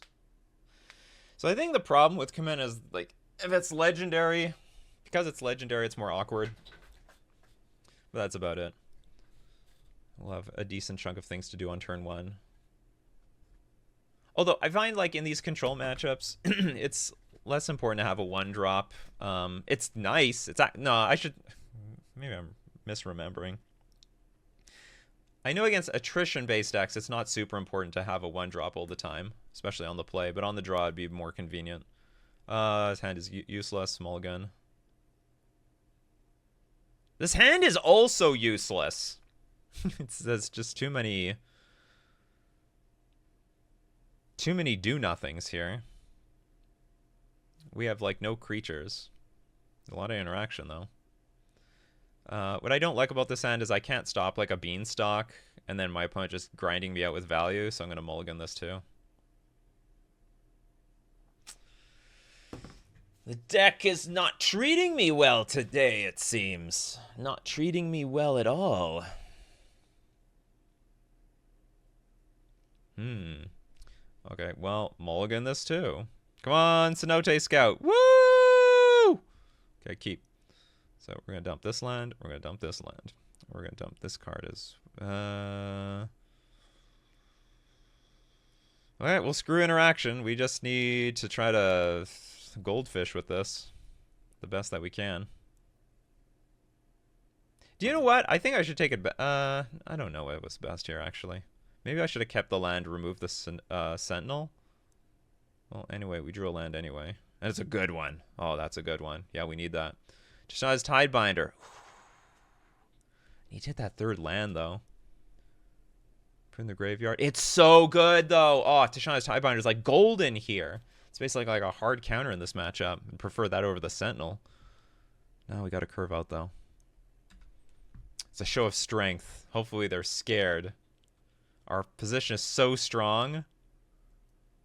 At 4 cards, we can dump the Tishana's Tidebinder. No, don't chain my rocks. I don't like rocks. I like trees. Okay, we got lost. Could have been worse. We did draw our land. It's a decent land, too. Because that's the type of land that can blow up their enchantments. In theory.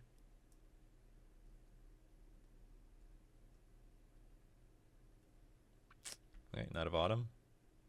That's good value. That's very good versus me. That's a good one of. I wonder, do they have more in the sideboard? They might have more. This list I'm looking at right now does not have one more in the sideboard, so I feel very unlucky. But I do have raw power in the form of a Sentinel of the Nameless City. The Sentinel.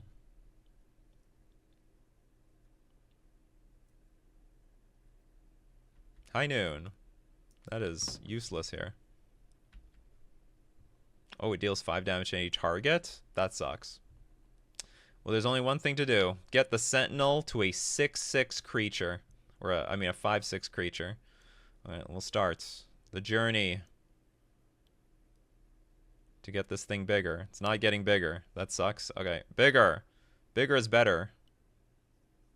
Oh, Vidalian Hexcatcher, perfect. But no, it's not going in the graveyard. Actually, this is very far from cracking. So, it's 1 more mana away. Okay, so let's just attack for 4. I think I'm going to hold up Disdainful Stroke for any random 4-drop that's played next turn.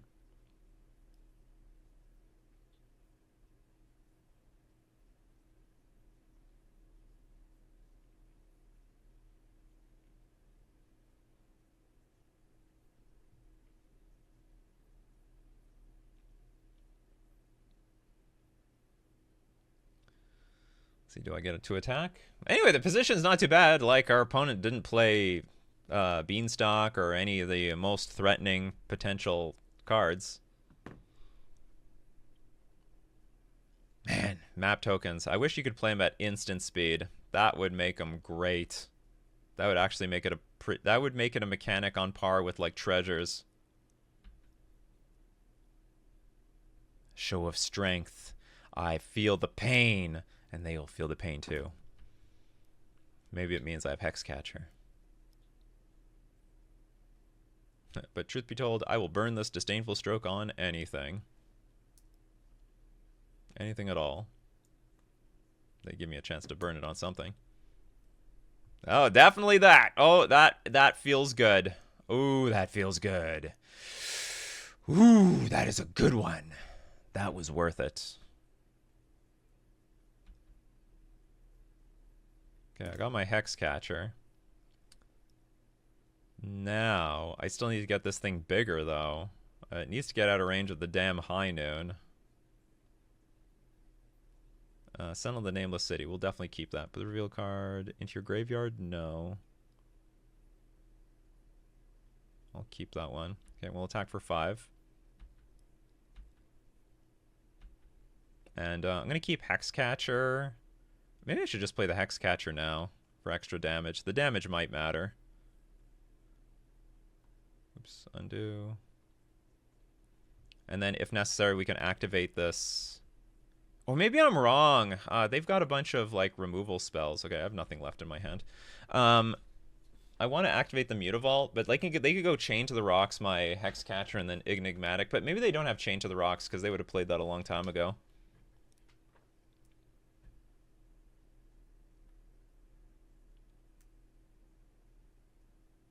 Oh, so I'm only allowed to play 1 spell each turn. I forgot about that. Not that it really matters. But getting in that extra 1 damage, maybe that matters. Like, I am threatening lethal next turn.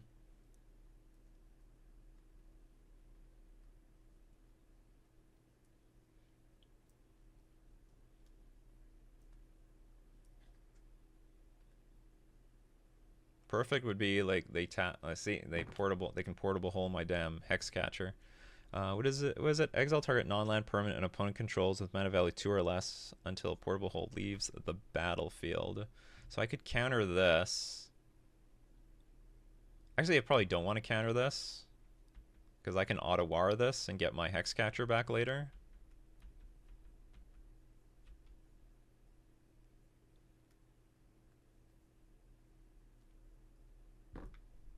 You can't play any more spells this turn. Oh, I forgot about that. You can't play 2 spells one turn, so I really shouldn't have played that Hexcatcher. That really screwed me.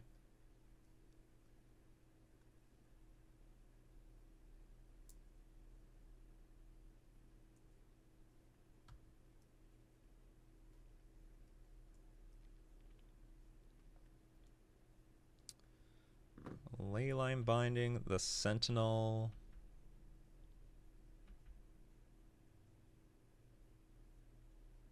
I'm just going to get another Sentinel. Okay, so we'll start by... I will play the Sentinel. An alternative line is I could have, I guess, activated Mutavault, start mapping the Mutavault, and once it's big enough, I could attack into this Knight. But anyway, I want to play the Sentinel. I'm going to start off by... Okay, Mystical Disputes on top. Put the card in your graveyard. Oh, it's a tough one to keep. That's a tough one to keep. I think I don't want removal. I think I don't want counter spells at the moment. Okay, I'm going to put it in the graveyard. No, hold on. I have to keep it on top for a second because I do need to get this Sentinel at a 5/6 to dodge the stupid high noon crap. Okay, now we'll put in the graveyard and pass. They can block with Knight of Autumn. I mean, that's a line.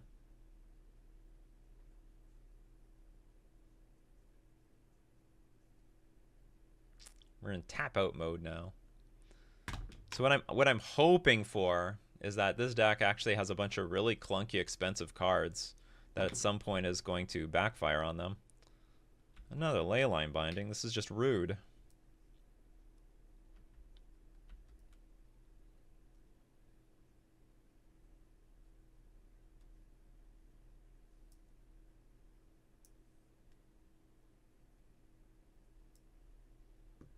This card is fine, but not great. I should Cenote Scout first. Let's see if we can stack some gas on top. I do not. So I get a Mutavault, which actually is really good because I basically drew two spells this turn. Now let's play. We'll just play the Mutavault. They know about it. Do I need to block with this? Probably not. Draw another land.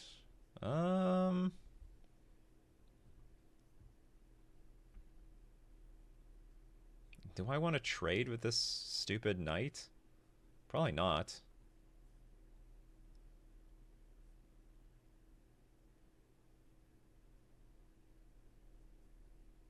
Just trying to think of what changes if I do nothing. Okay. I changed nothing. I'll just not attack. Would have helped a lot if I could attack for 3 there. Would have helped a lot. Oh, interesting. They have Otawara. I don't know if they drew that or they... Okay, I forget. Yeah, I think they had Otawara in their hand, and they just drew the Enigmatic. So now the game is about to spiral out of control.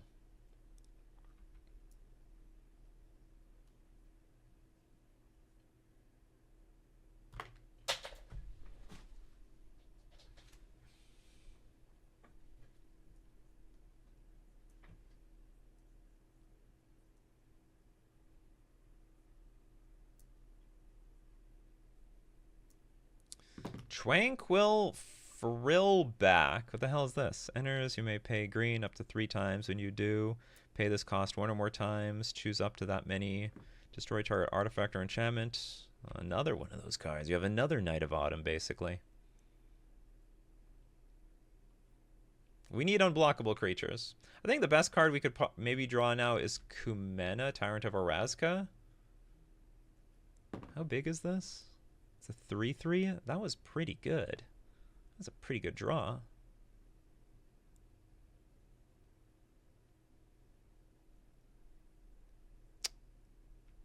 It's a 3-3.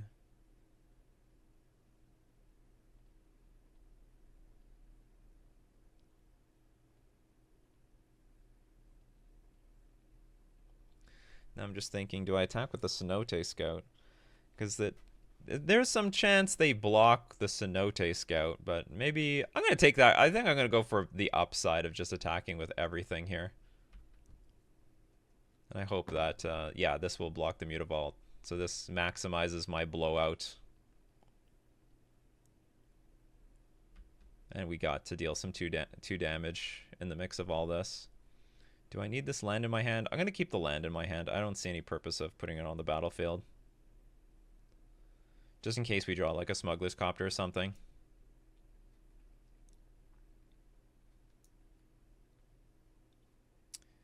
Heliod, you're a creature. I cannot counter you. Even though you're a creature on the stack. Although you're not a creature. Who is it? When it enters, return target enchantment card that isn't a god from your graveyard to your hand. High Noon, I guess. You can transform it for 3. Sure. I don't know what this... Oh, I think you just want to sack it. That's the point. Or you can get, like, I guess, Incarnation as well.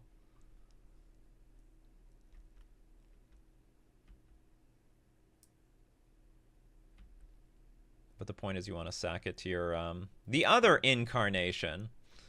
What does this exactly do? You just sack anything? Oh, equal to mana value 1 plus the sacked enchantment's mana value? Okay, so you can get a 5-drop.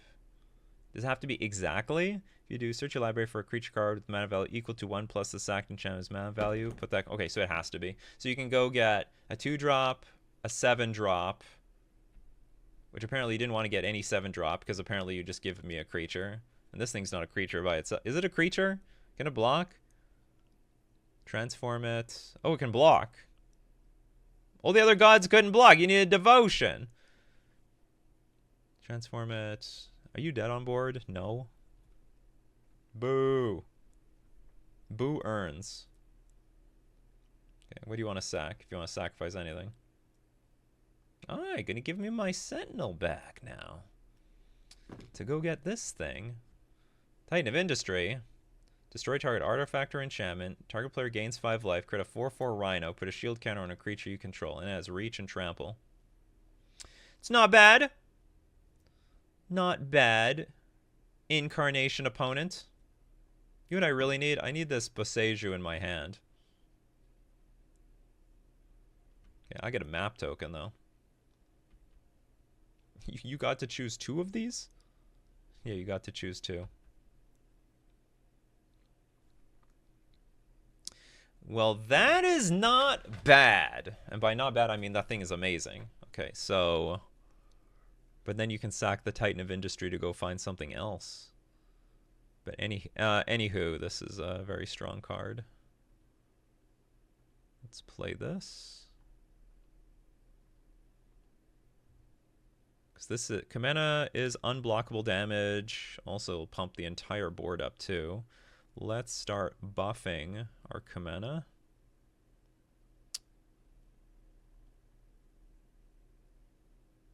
Is a Smuggler's Copter on top? Put the reveal card in your graveyard, or do I want to draw it? I could draw it, then play it immediately. The only thing that sucks about drawing Copter is that there's a lot of enchantment destruction in this deck.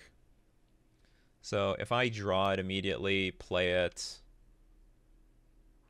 I mean, maybe that soaks up one of their turns. Okay, so let's draw.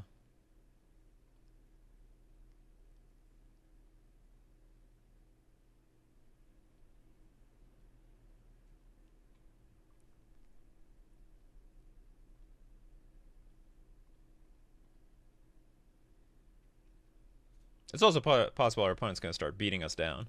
They do have 15 power in play. It's not out of the question.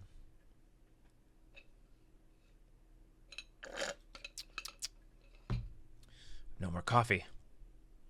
Where's my coffee?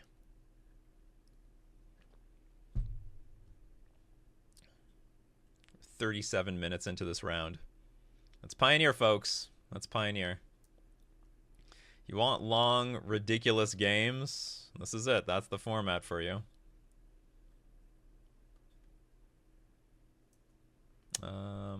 Well, we knew it was coming, right? We knew it was coming, but I have a feeling we can't let the second one resolve. The second one is too much. Too much! We can barely beat one. I don't know if we can beat a second one. I'll sack the Hex Catcher, I suppose. Its value is waning. Okay, all we need to do is find, like, Deeproot Pilgrimage, and we might be online. Oh, actually, maybe I should have kept Hexcatcher just for the Deeproot Pilgrimage potential. But I don't know. Let's see what they do here. Maybe we're screwed anyway. Oh, this thing has reach. Do you know what? Okay, so I guess I should have dumped the Copter. It was useless. What does this thing do? Whenever it enters or attacks, you get a tapped everywhere basic land. Okay, so you just have a bunch of random beef on the battlefield is what's happening. To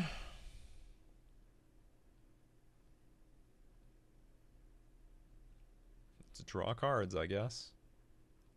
Problem is I don't have any frog effects left in this deck.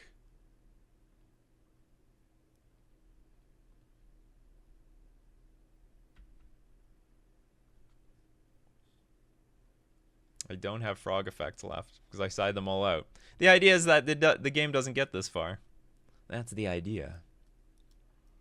Remind everyone, because a lot of people are like, oh, you got crushed, Nikachu. Remember, I mulliganed to 4. This is what the game looks like when I mulligan to 4. Imagine I get to keep 7 cards. Atraxa. Oh, I was always wondering, like, why aren't you building your way up to an Atraxa? And I guess the Atraxa was just stuck in their hand, which is the advantage that we have versus these types of decks. Like, I do believe that their hand... I mean, they really need to stabilize very early on, which is totally fair. It's very often going to have... that's what the deck is designed to do. In order to reach the late game, because if they don't stabilize early, they can have a bunch of dead draws in their hand, like Atraxa. Oh, now we're getting excited. Getting excited to attack for 7, huh? Okay, come on. I don't even know what I want now. I definitely need Deeproot Pilgrimage. We definitely need to get that combo online. The Overlord of the something deals 4 damage to any target. That's not enough damage. That is not enough damage. I'd like to thank them for doing nothing to me. Okay, we're going to... I don't know what to do here.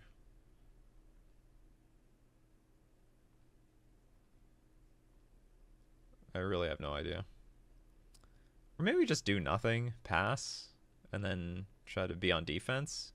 Maybe that's what I should... No, okay, I never had 5 creatures in play before, but we do now. Okay, I'm just going to pass. That's just going to be our plan. We're going to pass the turn. We're just going to be on defense right now. Maybe we can gang block something. Remember, there's the third ability on Kamena says we get a +1/+1 counter on all our creatures. Well, that is very rude. Oh, that was probably found off of the Atraxa anyway. Okay. I think I've seen enough. Good games. Good games, opponents. Well, this league is not going my way. We're mulliganing too much. I might... Like, it's possible I'm just getting unlucky on camera, but maybe outside of the... I'll do some mulligan testing. I only have 22 creatures in the deck, so... It's like it's a smidge on the lower side. You prefer to have 23, 24, and if that is too low because of the frog effects, then I can just up the count to like 2 more. But like we were loaded with good cards, I think, post board in this game, so it shouldn't have been that big of a problem. All right, that was round 3. Let's move on to round 4. Here for round 4, we lost the die roll, but we do have a 1-drop if they play like a creature, and the hand is just really good. We've got the Smuggler's Copter, Deeproot Pilgrimage, Hexcatcher combination. Now we're up against Blue Eye Control, which means the Unable to Scream will probably be unable to scream. And I don't know what I'm going to do here. This is a matchup that I think oh, spirits. All right then. That's not what I was expecting. In that case, the unable to screams might still be useful. Our hand is very heavy on blue, so we're gonna flip the this to the tie channel pathway, and I guess we're just gonna do this. I'm gonna play a copter, make it maybe make it awkward for them to attack in the future with their Supreme Phantom.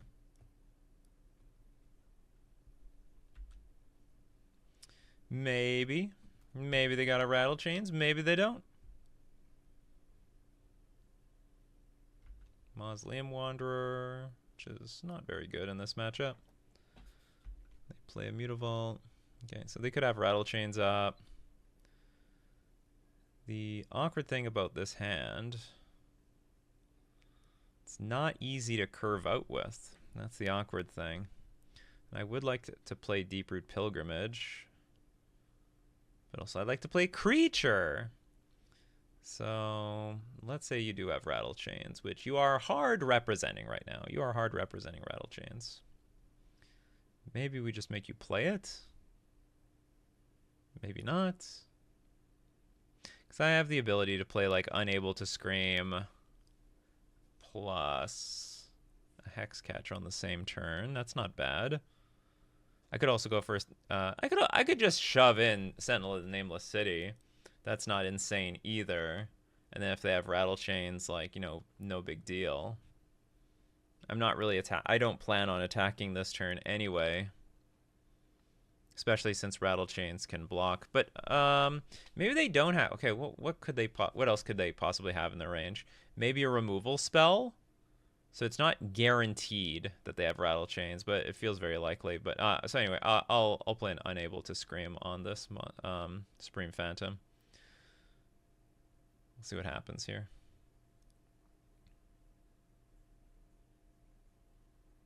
You know, a line that I didn't think about actually was playing Hexcatcher, Crew Copter, Attack, and then if they do play Rattle Chains, however they block, I do get to 2-for-1 them, because then afterwards I could play Unable to Scream on the Supreme Phantom. I didn't think about that line. Well, I'm in a weird spot here, because if I pass, my opponent can place potentially Spell Queller.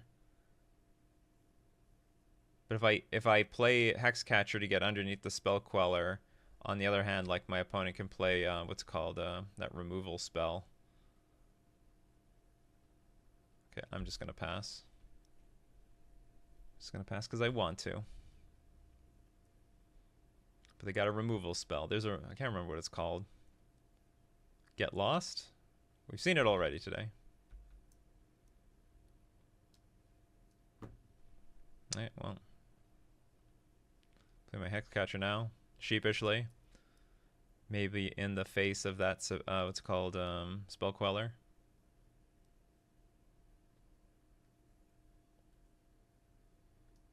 But maybe they don't want to spend it on... Maybe they don't want to spend their Spell Queller on this. There's a fly around here. Nikachu gonna get their fly swatter out. Oh, I'm gonna play the Wandering Emperor. The Wandering Emperor can't get really good value here, fortunately. But if we get to untap, I mean, Deeproot Pilgrimage with the Hexcatcher is gonna be great. We getting... how many things can we do now? We can do quite a few things. So there is at least one blocker here, right?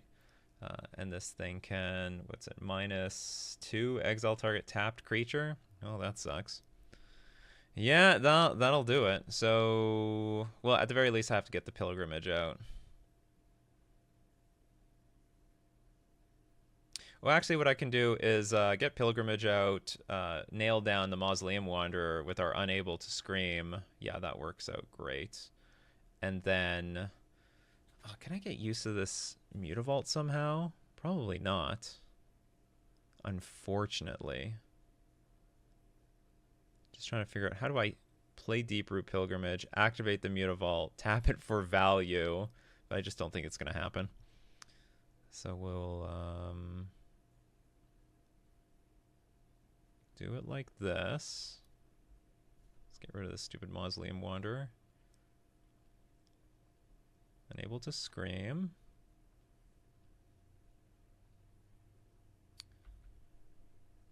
Get a token. Attack Wandering Emperor. Draw a card. I don't really need any of these, to be honest. I guess we'll discard the island. Give ourselves access to a second green if we need it. And yeah, okay, I'll play the land, because if I'm not sure how my hand is going to play out next turn, but if I play Sentinel, there's a world where I play the Sentinel. I'm going to want to use the map token. We draw a land and we want to play it. Wedding announcement. Okay, so it's at the beginning of your end step, put an invitation counter on wedding announcement. If you attack with 2 or more creatures this turn, draw a card. Otherwise, create a 1/1. Creatures will get +1/+1.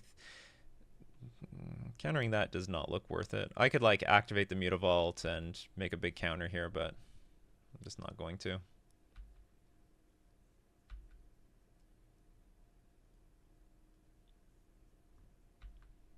Okay, so they make a 1/1. No big deal.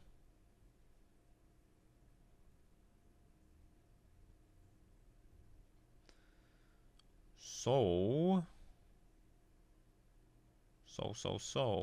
I guess we are... Maybe activate Mutavault, tap Mutavault to make a token, play Sentinel. Seems to make some sense.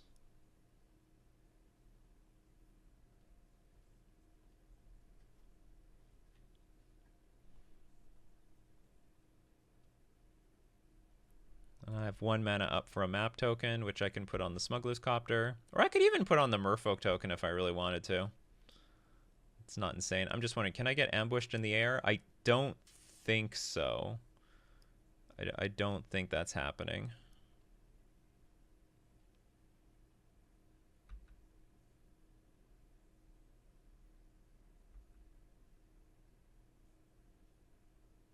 Okay, our opponent saw enough and we win. They saw our combo. Now, that being said, I don't know if this is that great of a matchup. Like, Mystical Dispute... well, if I remember lists correctly, they're not really playing with too many Cavernous Souls because they're very heavy on, like, white removal, like the Wandering Emperor and stuff like that. And they do have some blue cards, Supreme Phantom... what's it called? Mausoleum Wanderer. Maybe Mystical Dispute is just not very good on the draw. But hold on, how do I want to change my game plan? Okay, Unable to Scream was great. Copter is fine. Maybe I just don't want to change anything. Maybe I want to shine his Tidebinder on the draw. Can't tell. Mystical Dispute looks like a card that's much better on the play than it is on the draw. On the other hand, like, Spell Queller is such a pain. It's a 3-mana 2/3 flash ETB exile spells. So maybe I should have some Mystical Disputes. Unable to Scream is not too bad either. But the problem is my only problem with Mystical Dispute is it just doesn't have enough hit targets. Because the deck is pretty dominantly white. Somehow I want to have some Tishana's Tidebinders though. Maybe I'll play it over. I think I want Kumena because that's my only unblockable creature. Maybe I'll have it over Jadelight Spelunker.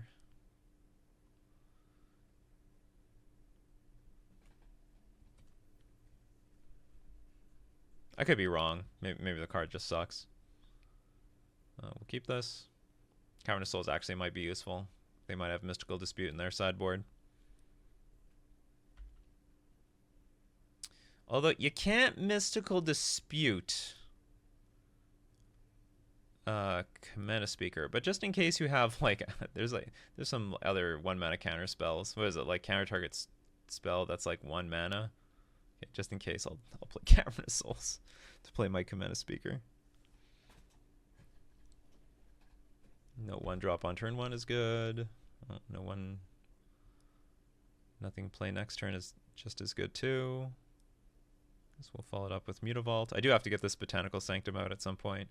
So I'll attack for 1. And if they want to play Rattle Chains to try to block, which I doubt they want to do, then I can flash in Hexcatcher and that will screw them over. Could you have like Negate? That would really suck. Okay, I'm just going to pass, and I guess I'm going to play this Hexcatcher on their turn. I'm not going to play... I don't want to play Smuggler's Copter. They do have a Rattle Chains. And with that in mind, I will squeeze in this Hexcatcher on this turn. So the plan is next turn play Sentinel, and then on the following turn play Mutavault, Copter, and hopefully attack with a Mutavault.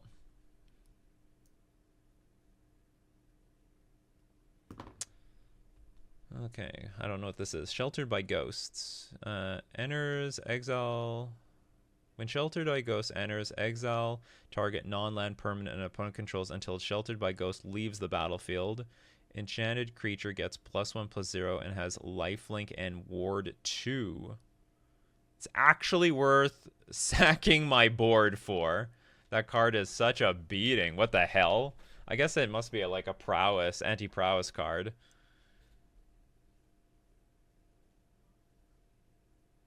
It's going to eat a creature anyway, and it's going to make this thing bigger. Okay, so we do have to counter this. This is ridiculous. This is redonkulous.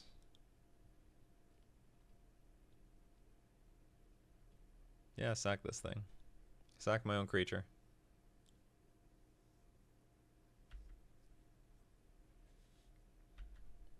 Yeah, we get hit for 2. Like, I think that's what we had to do. Like, I have Ottawa in my hand, and I wouldn't mind waiting to bounce this, but the problem was that it gave the creature ward 2 as well, which is terrible for us. All right, we play a Sentinel. There's a nice beefy little creature on the ground. Also has protection from the Wandering Emperor. Opponent shocked. It's a show of strength. And they're attacking, also a show of strength. I have no idea what this is, but I can't respond to it. Whenever a creature you control deals combat damage to a player, draw a card. It's a 4/3 cat. Cat something. Cat Glimmer. Whenever a creature you control has flash. We should play with this card. When it dies, if it was a creature. Well, isn't it just a? It's always a creature, isn't it? Returns to the battlefield under its owner's control. It's an enchantment. What's the other side of it? Oh, it just comes back as an enchantment. Got it. Well. So we are a smidge outclassed by this 4/3. Aren't we? So we need to map it up, I guess.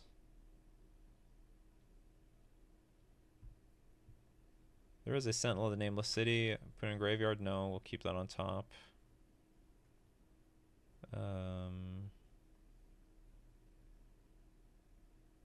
Attack again. Okay, attack for 4.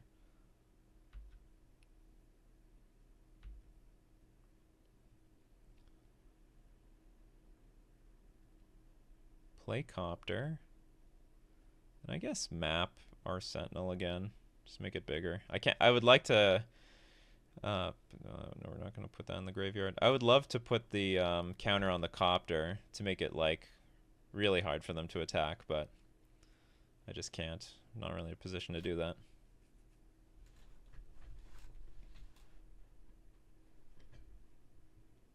Damn, this card. Sheltered by Ghosts. Good play.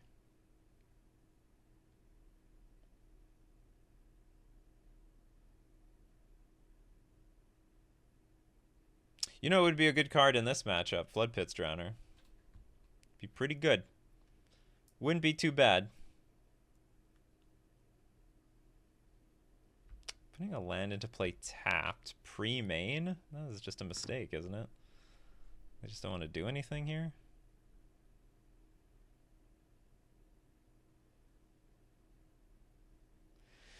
So, I mean, just what this means is, I think it just means the Wandering Emperor. That's how I'm interpreting this. So if you double block this, I can kill both creatures. Can you kill me? It's a 6. No, I have 6 toughness. Oh, but if you play Wandering Emperor, you could throw a random 2 power creature in play. But then I can bounce something with Otawara. Okay, let's just attack for 5 and see what happens. Make another map token. Oh, they're just going to take the damage. That's fine with me too. Okay, so we'll pay 2 life. I will play... I'm going to play a Copter first. No, actually I shouldn't play the Copter first.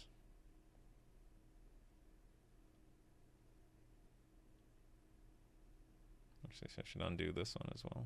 Let's leave 1 Mutavault untapped just in case. Is this going to eat a Spell Queller? No. No Spell Queller. Okay, how about this Copter? I'm assuming something has to get removed here. Okay, nothing happened. I have no idea what's in their hand.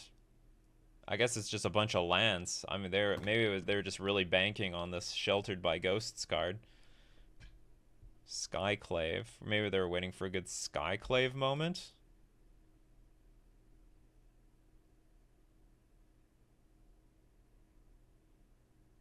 You want to take my Copter away? Okay, it's gone. Copter down.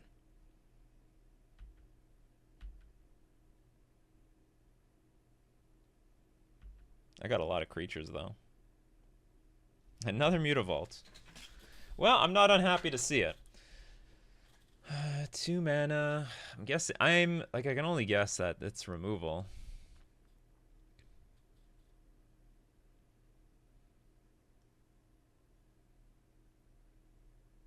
We have a bunch of map tokens. Let's see what's on top of our deck.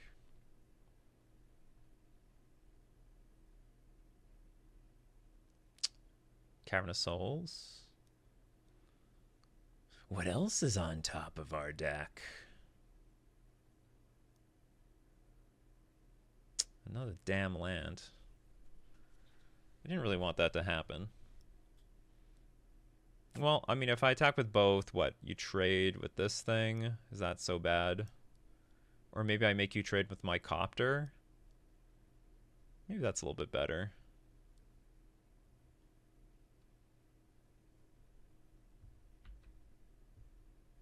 And I get to get rid of one of these damn things in my hand. But they appear to be in a lot of trouble. Got another Sentinel.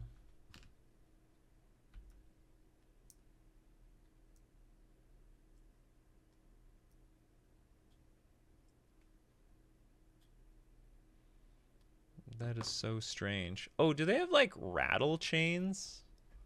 So this is 6. This will kill it. Okay, I definitely want this thing to die. Oh, wait a minute. Oh, if there is like Supreme Phantom played. If Supreme Phantom is played in response. I was just thinking, hold on. If I Otawara something, you play Supreme Phantom. No, my stuff lives. So I could bounce one of these. Maybe the Enduring? Maybe the Rattle Chains? Rattle Chains doesn't look very good here. Just let the exchange happen? You lose both your creatures? That doesn't seem too bad either. Okay, I think I'm gonna... Oh, is there like Extraction Specialist? Maybe there's Extraction Specialist in hand? I'm just trying to think, like, what the hell do they have in their hand that they're passing the turn doing nothing? So maybe they want something here to die to play Extraction Specialist and replay it onto the battlefield. So I actually should play like Otawara here to bounce like Enduring Ideal or whatever. But they seem to want me to do this.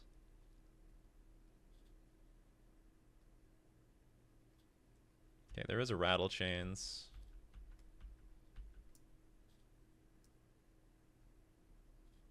So Sentinel does die. I'm also technically tapped out.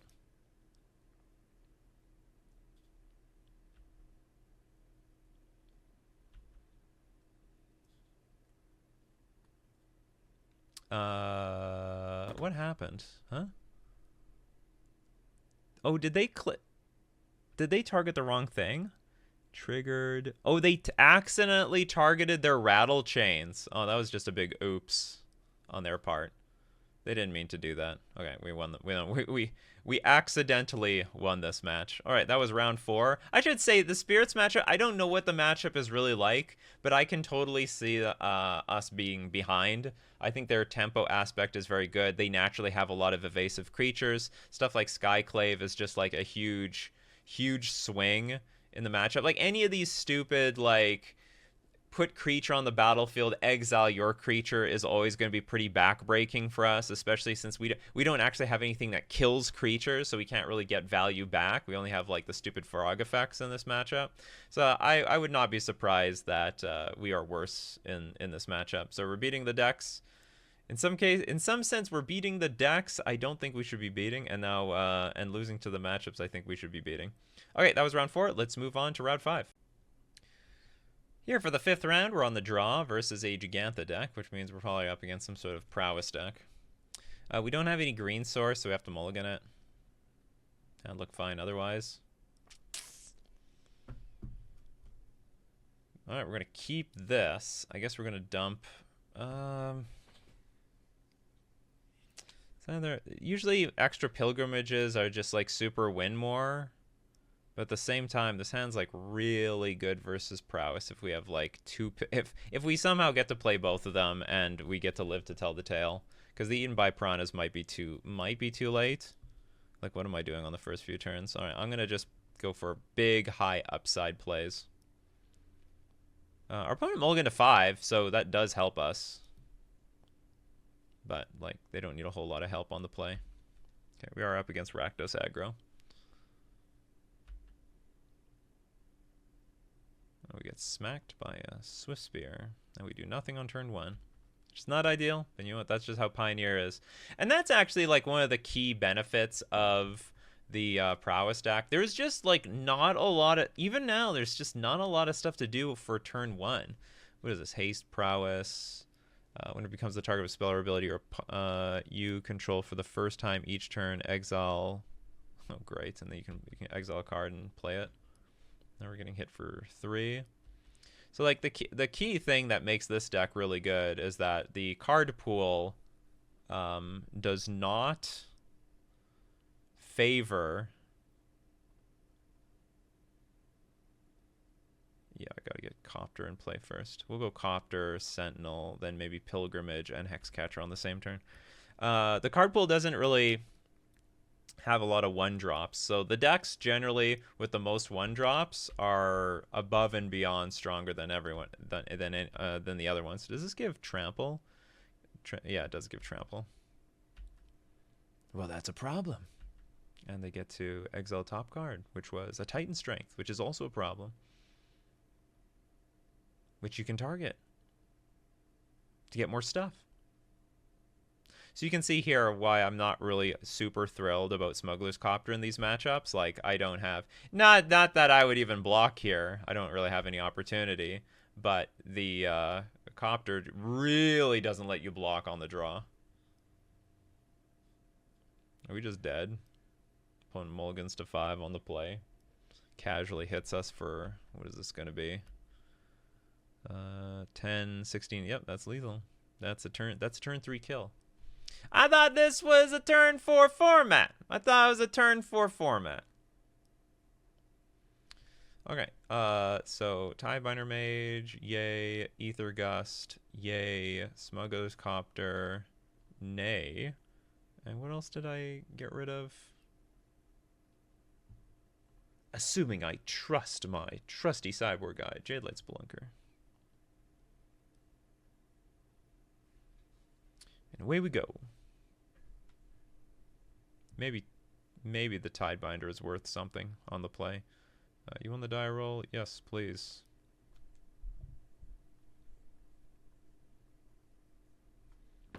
This is the downside to play Merfolk in this economy. Just get blasted off the face of the earth by these prowess decks. This hand, the problem with these unable to scream cards is it's really good on the draw. Like, I am supremely happy to see this thing on the draw, not nearly as excited on the play. Because on the play, I'm going to be playing, like, Botanical Sanctum, pass, and, like, then I don't really get any value out of this unable to scream. But, anyhow, the hand is pretty fine. Ugh, that was one of the worst draws. It was one of the worst because I can't tap that down with Tidebinder Mage. I don't want to do nothing here. Do I go for Pilgrimage? I could go Pilgrimage. Maybe even Pilgrimage with a Mutavault.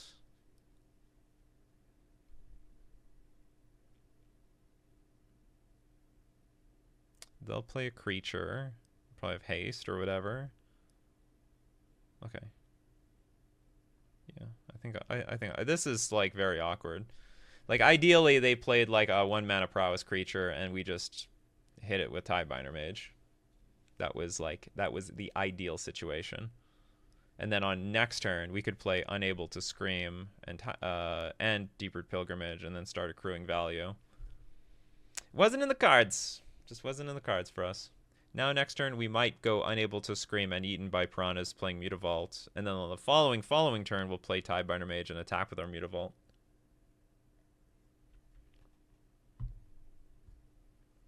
Yeah, we'll see.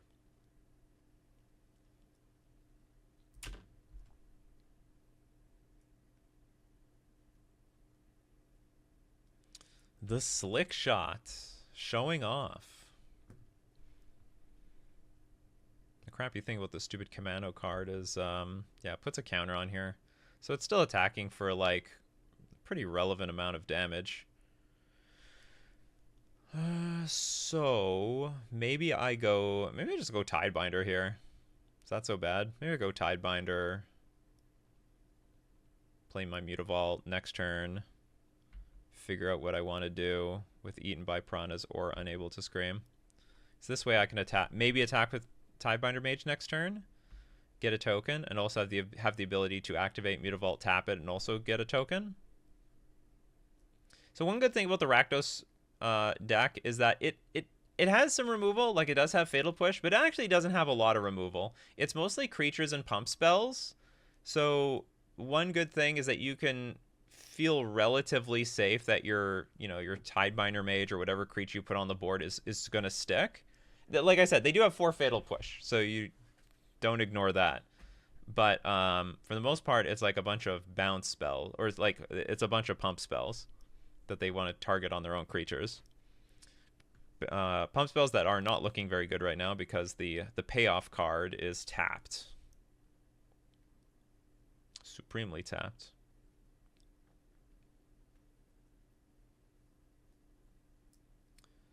Now they're thinking what to do.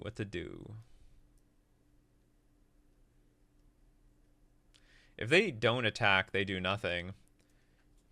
Probably I don't want to attack into it because they could block and then pump it up. It looks like they're gonna do. Oh, they're gonna play slick. They are gonna play a Slick Shot show off. Okay. Oh, they do have fail buttons. What's that? So they're like double queuing here. I feel so slow rolled here. Slow rolled. I doubt that they had a tough decision there. Hexcatcher is nice. But I have to deal with both of these dummies, don't I?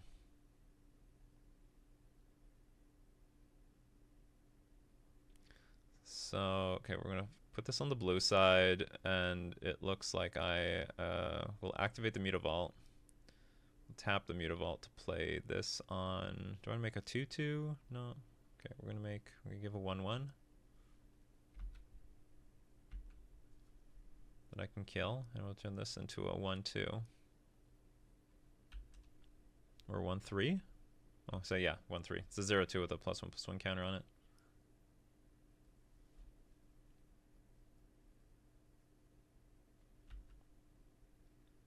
This is that haste creature with prowess. Actually, is it worth it? Maybe I just take the damage. This is 1, 2, 3, 4, 5, 6, potentially 10. I think I'm going to take the damage because I really need this thing to turn into a 2/2 in the future with Hexcatcher. Anyway, that's just how I'm thinking about it. Okay, they let all the damage go through. I think instead of trading, I need to trade up.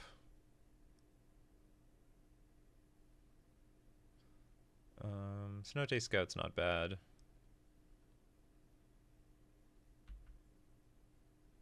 Deeproot Pilgrimage, that's actually quite good. Put the card in the graveyard? No, we'll keep that one.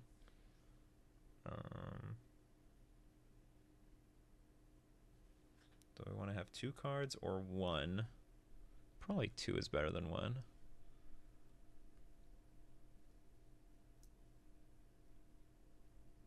Okay, I'll pass. Now the best thing that we could probably draw is what's it called? The best thing that we could possibly draw is Kumena, Tyrant of Razka.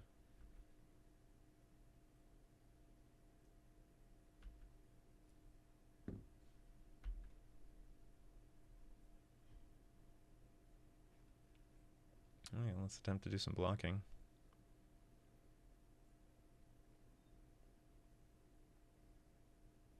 By the way, I don't have any ambition to actually be winning this game. There appears to be a lot of ways we can lose from here.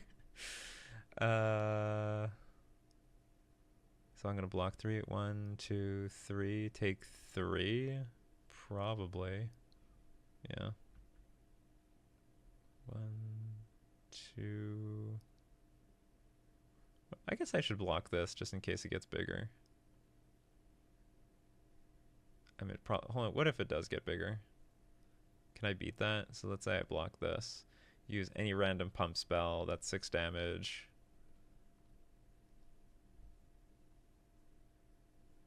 Okay, I guess I'm doing it this way.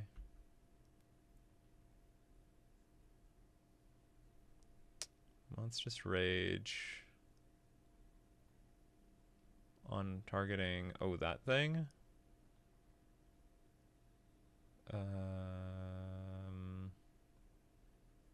Okay, let's just let it resolve.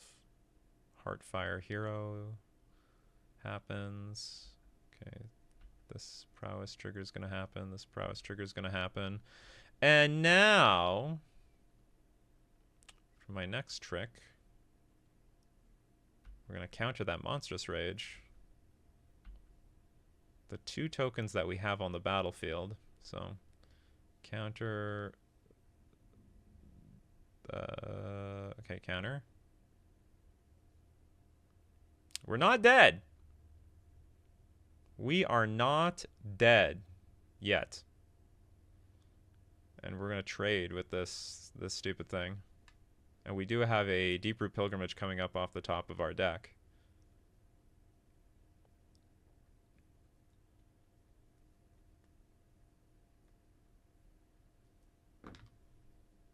Oh, I made a mistake. I should have sacrificed this one.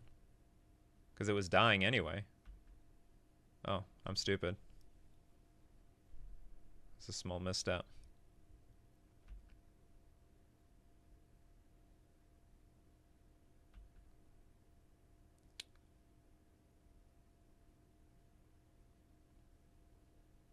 Yeah, I have 1 less token on the battlefield.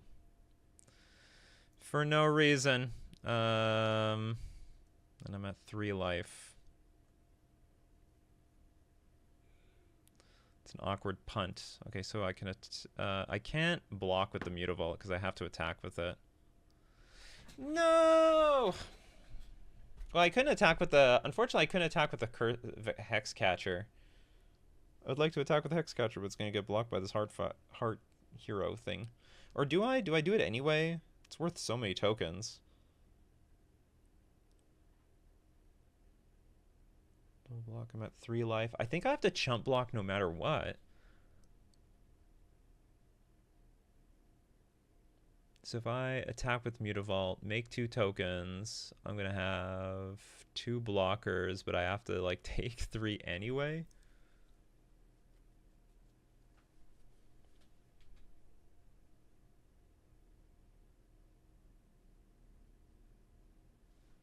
Yeah, I actually think I have to attack with this Hex Catcher. It just gives me extra tokens. Oh, they don't block. That's insane. That's absolutely insane. Okay, so with that in mind, let's activate the Mutavault. Just tap it right now to get the necessary tokens.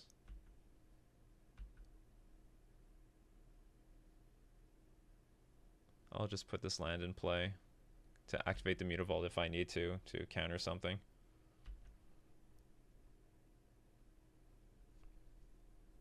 Alright, well that was great. Another hero. Okay, this is not bad. They're going to put Gigantha in hand.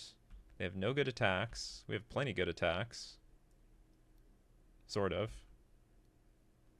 Okay, draw a little gas here. That is a little gas.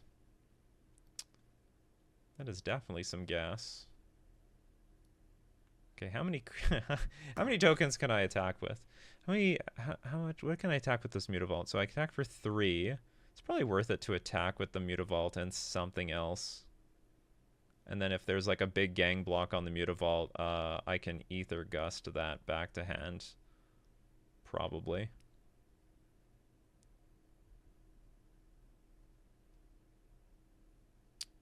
1, 2, 3. I need to be able to block. I'm gonna get 2 more tokens. 1, 2, 3, 4. Yeah, it looks good enough.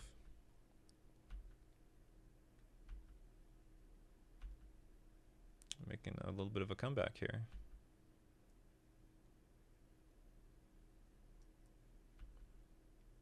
They've chosen their chump blocks well. Oh! Oh! I'm an idiot! Oh, so I had to bounce this. Oh. Heartfire. There was 3 Heartfire heroes. Well, I've learned the last piece of text here. It deals damage equal to its power to each opponent. So I had to Ether Gust one of them. Die, I guess. I guess I die. All right, they win the game. They win the match. I learned something. I never played against this card before. I think this is the first time I've played against Rakdos aggro in general. Well, we got just they won the match. We got completely destroyed. Although it looked like we were making a little bit of a comeback here. The attack is still fine. Like I can still Ether Gust one of those, and then deal with the board next turn. What were we drawing next turn? We'll never know. That's too bad. Okay, moving on back to the deck. Well, it wasn't a good league. What am I gonna say? Was it a good one? It wasn't a lucky one. I definitely think we could have ran better, but even if we did run well, we are just doomed to lose to the prowess decks. Now, is there a way to make a comeback versus those decks? Yes. I believe the collected company versions of this deck stand a way better chance versus the aggro prowess decks. And maybe instituting Floodpits Drowner will have an influence. They are not as good on defense, and maybe trading a 2-1 with a 1-1 or a 2-2 is also fine. So maybe I could experiment in that direction. But so it definitely has to change to some degree, but not too much that it's going to start losing to our better matchups, like the mono black, the red black mid range, blue eye control, Lotus field decks. There's still a lot of really good matchups at the top of the metagame. It's just that it's so 50-50 now. I think the prowess decks, of course, terrible, and also Greasefang is probably also terrible. I don't have a lot of, Shana's Tidebinder looks good versus Greasefang, but only if you're on the play. If you're on the draw, they'll get to 3 mana before you get to 3 mana. Well, I'm going to publish it. Hope you liked it. Thanks to everyone who actually ended up this far down in the video, and you're going to see some more Pioneer content, because, well, I guess it's not Pioneer season, but it is for me. So I'll see you guys next time.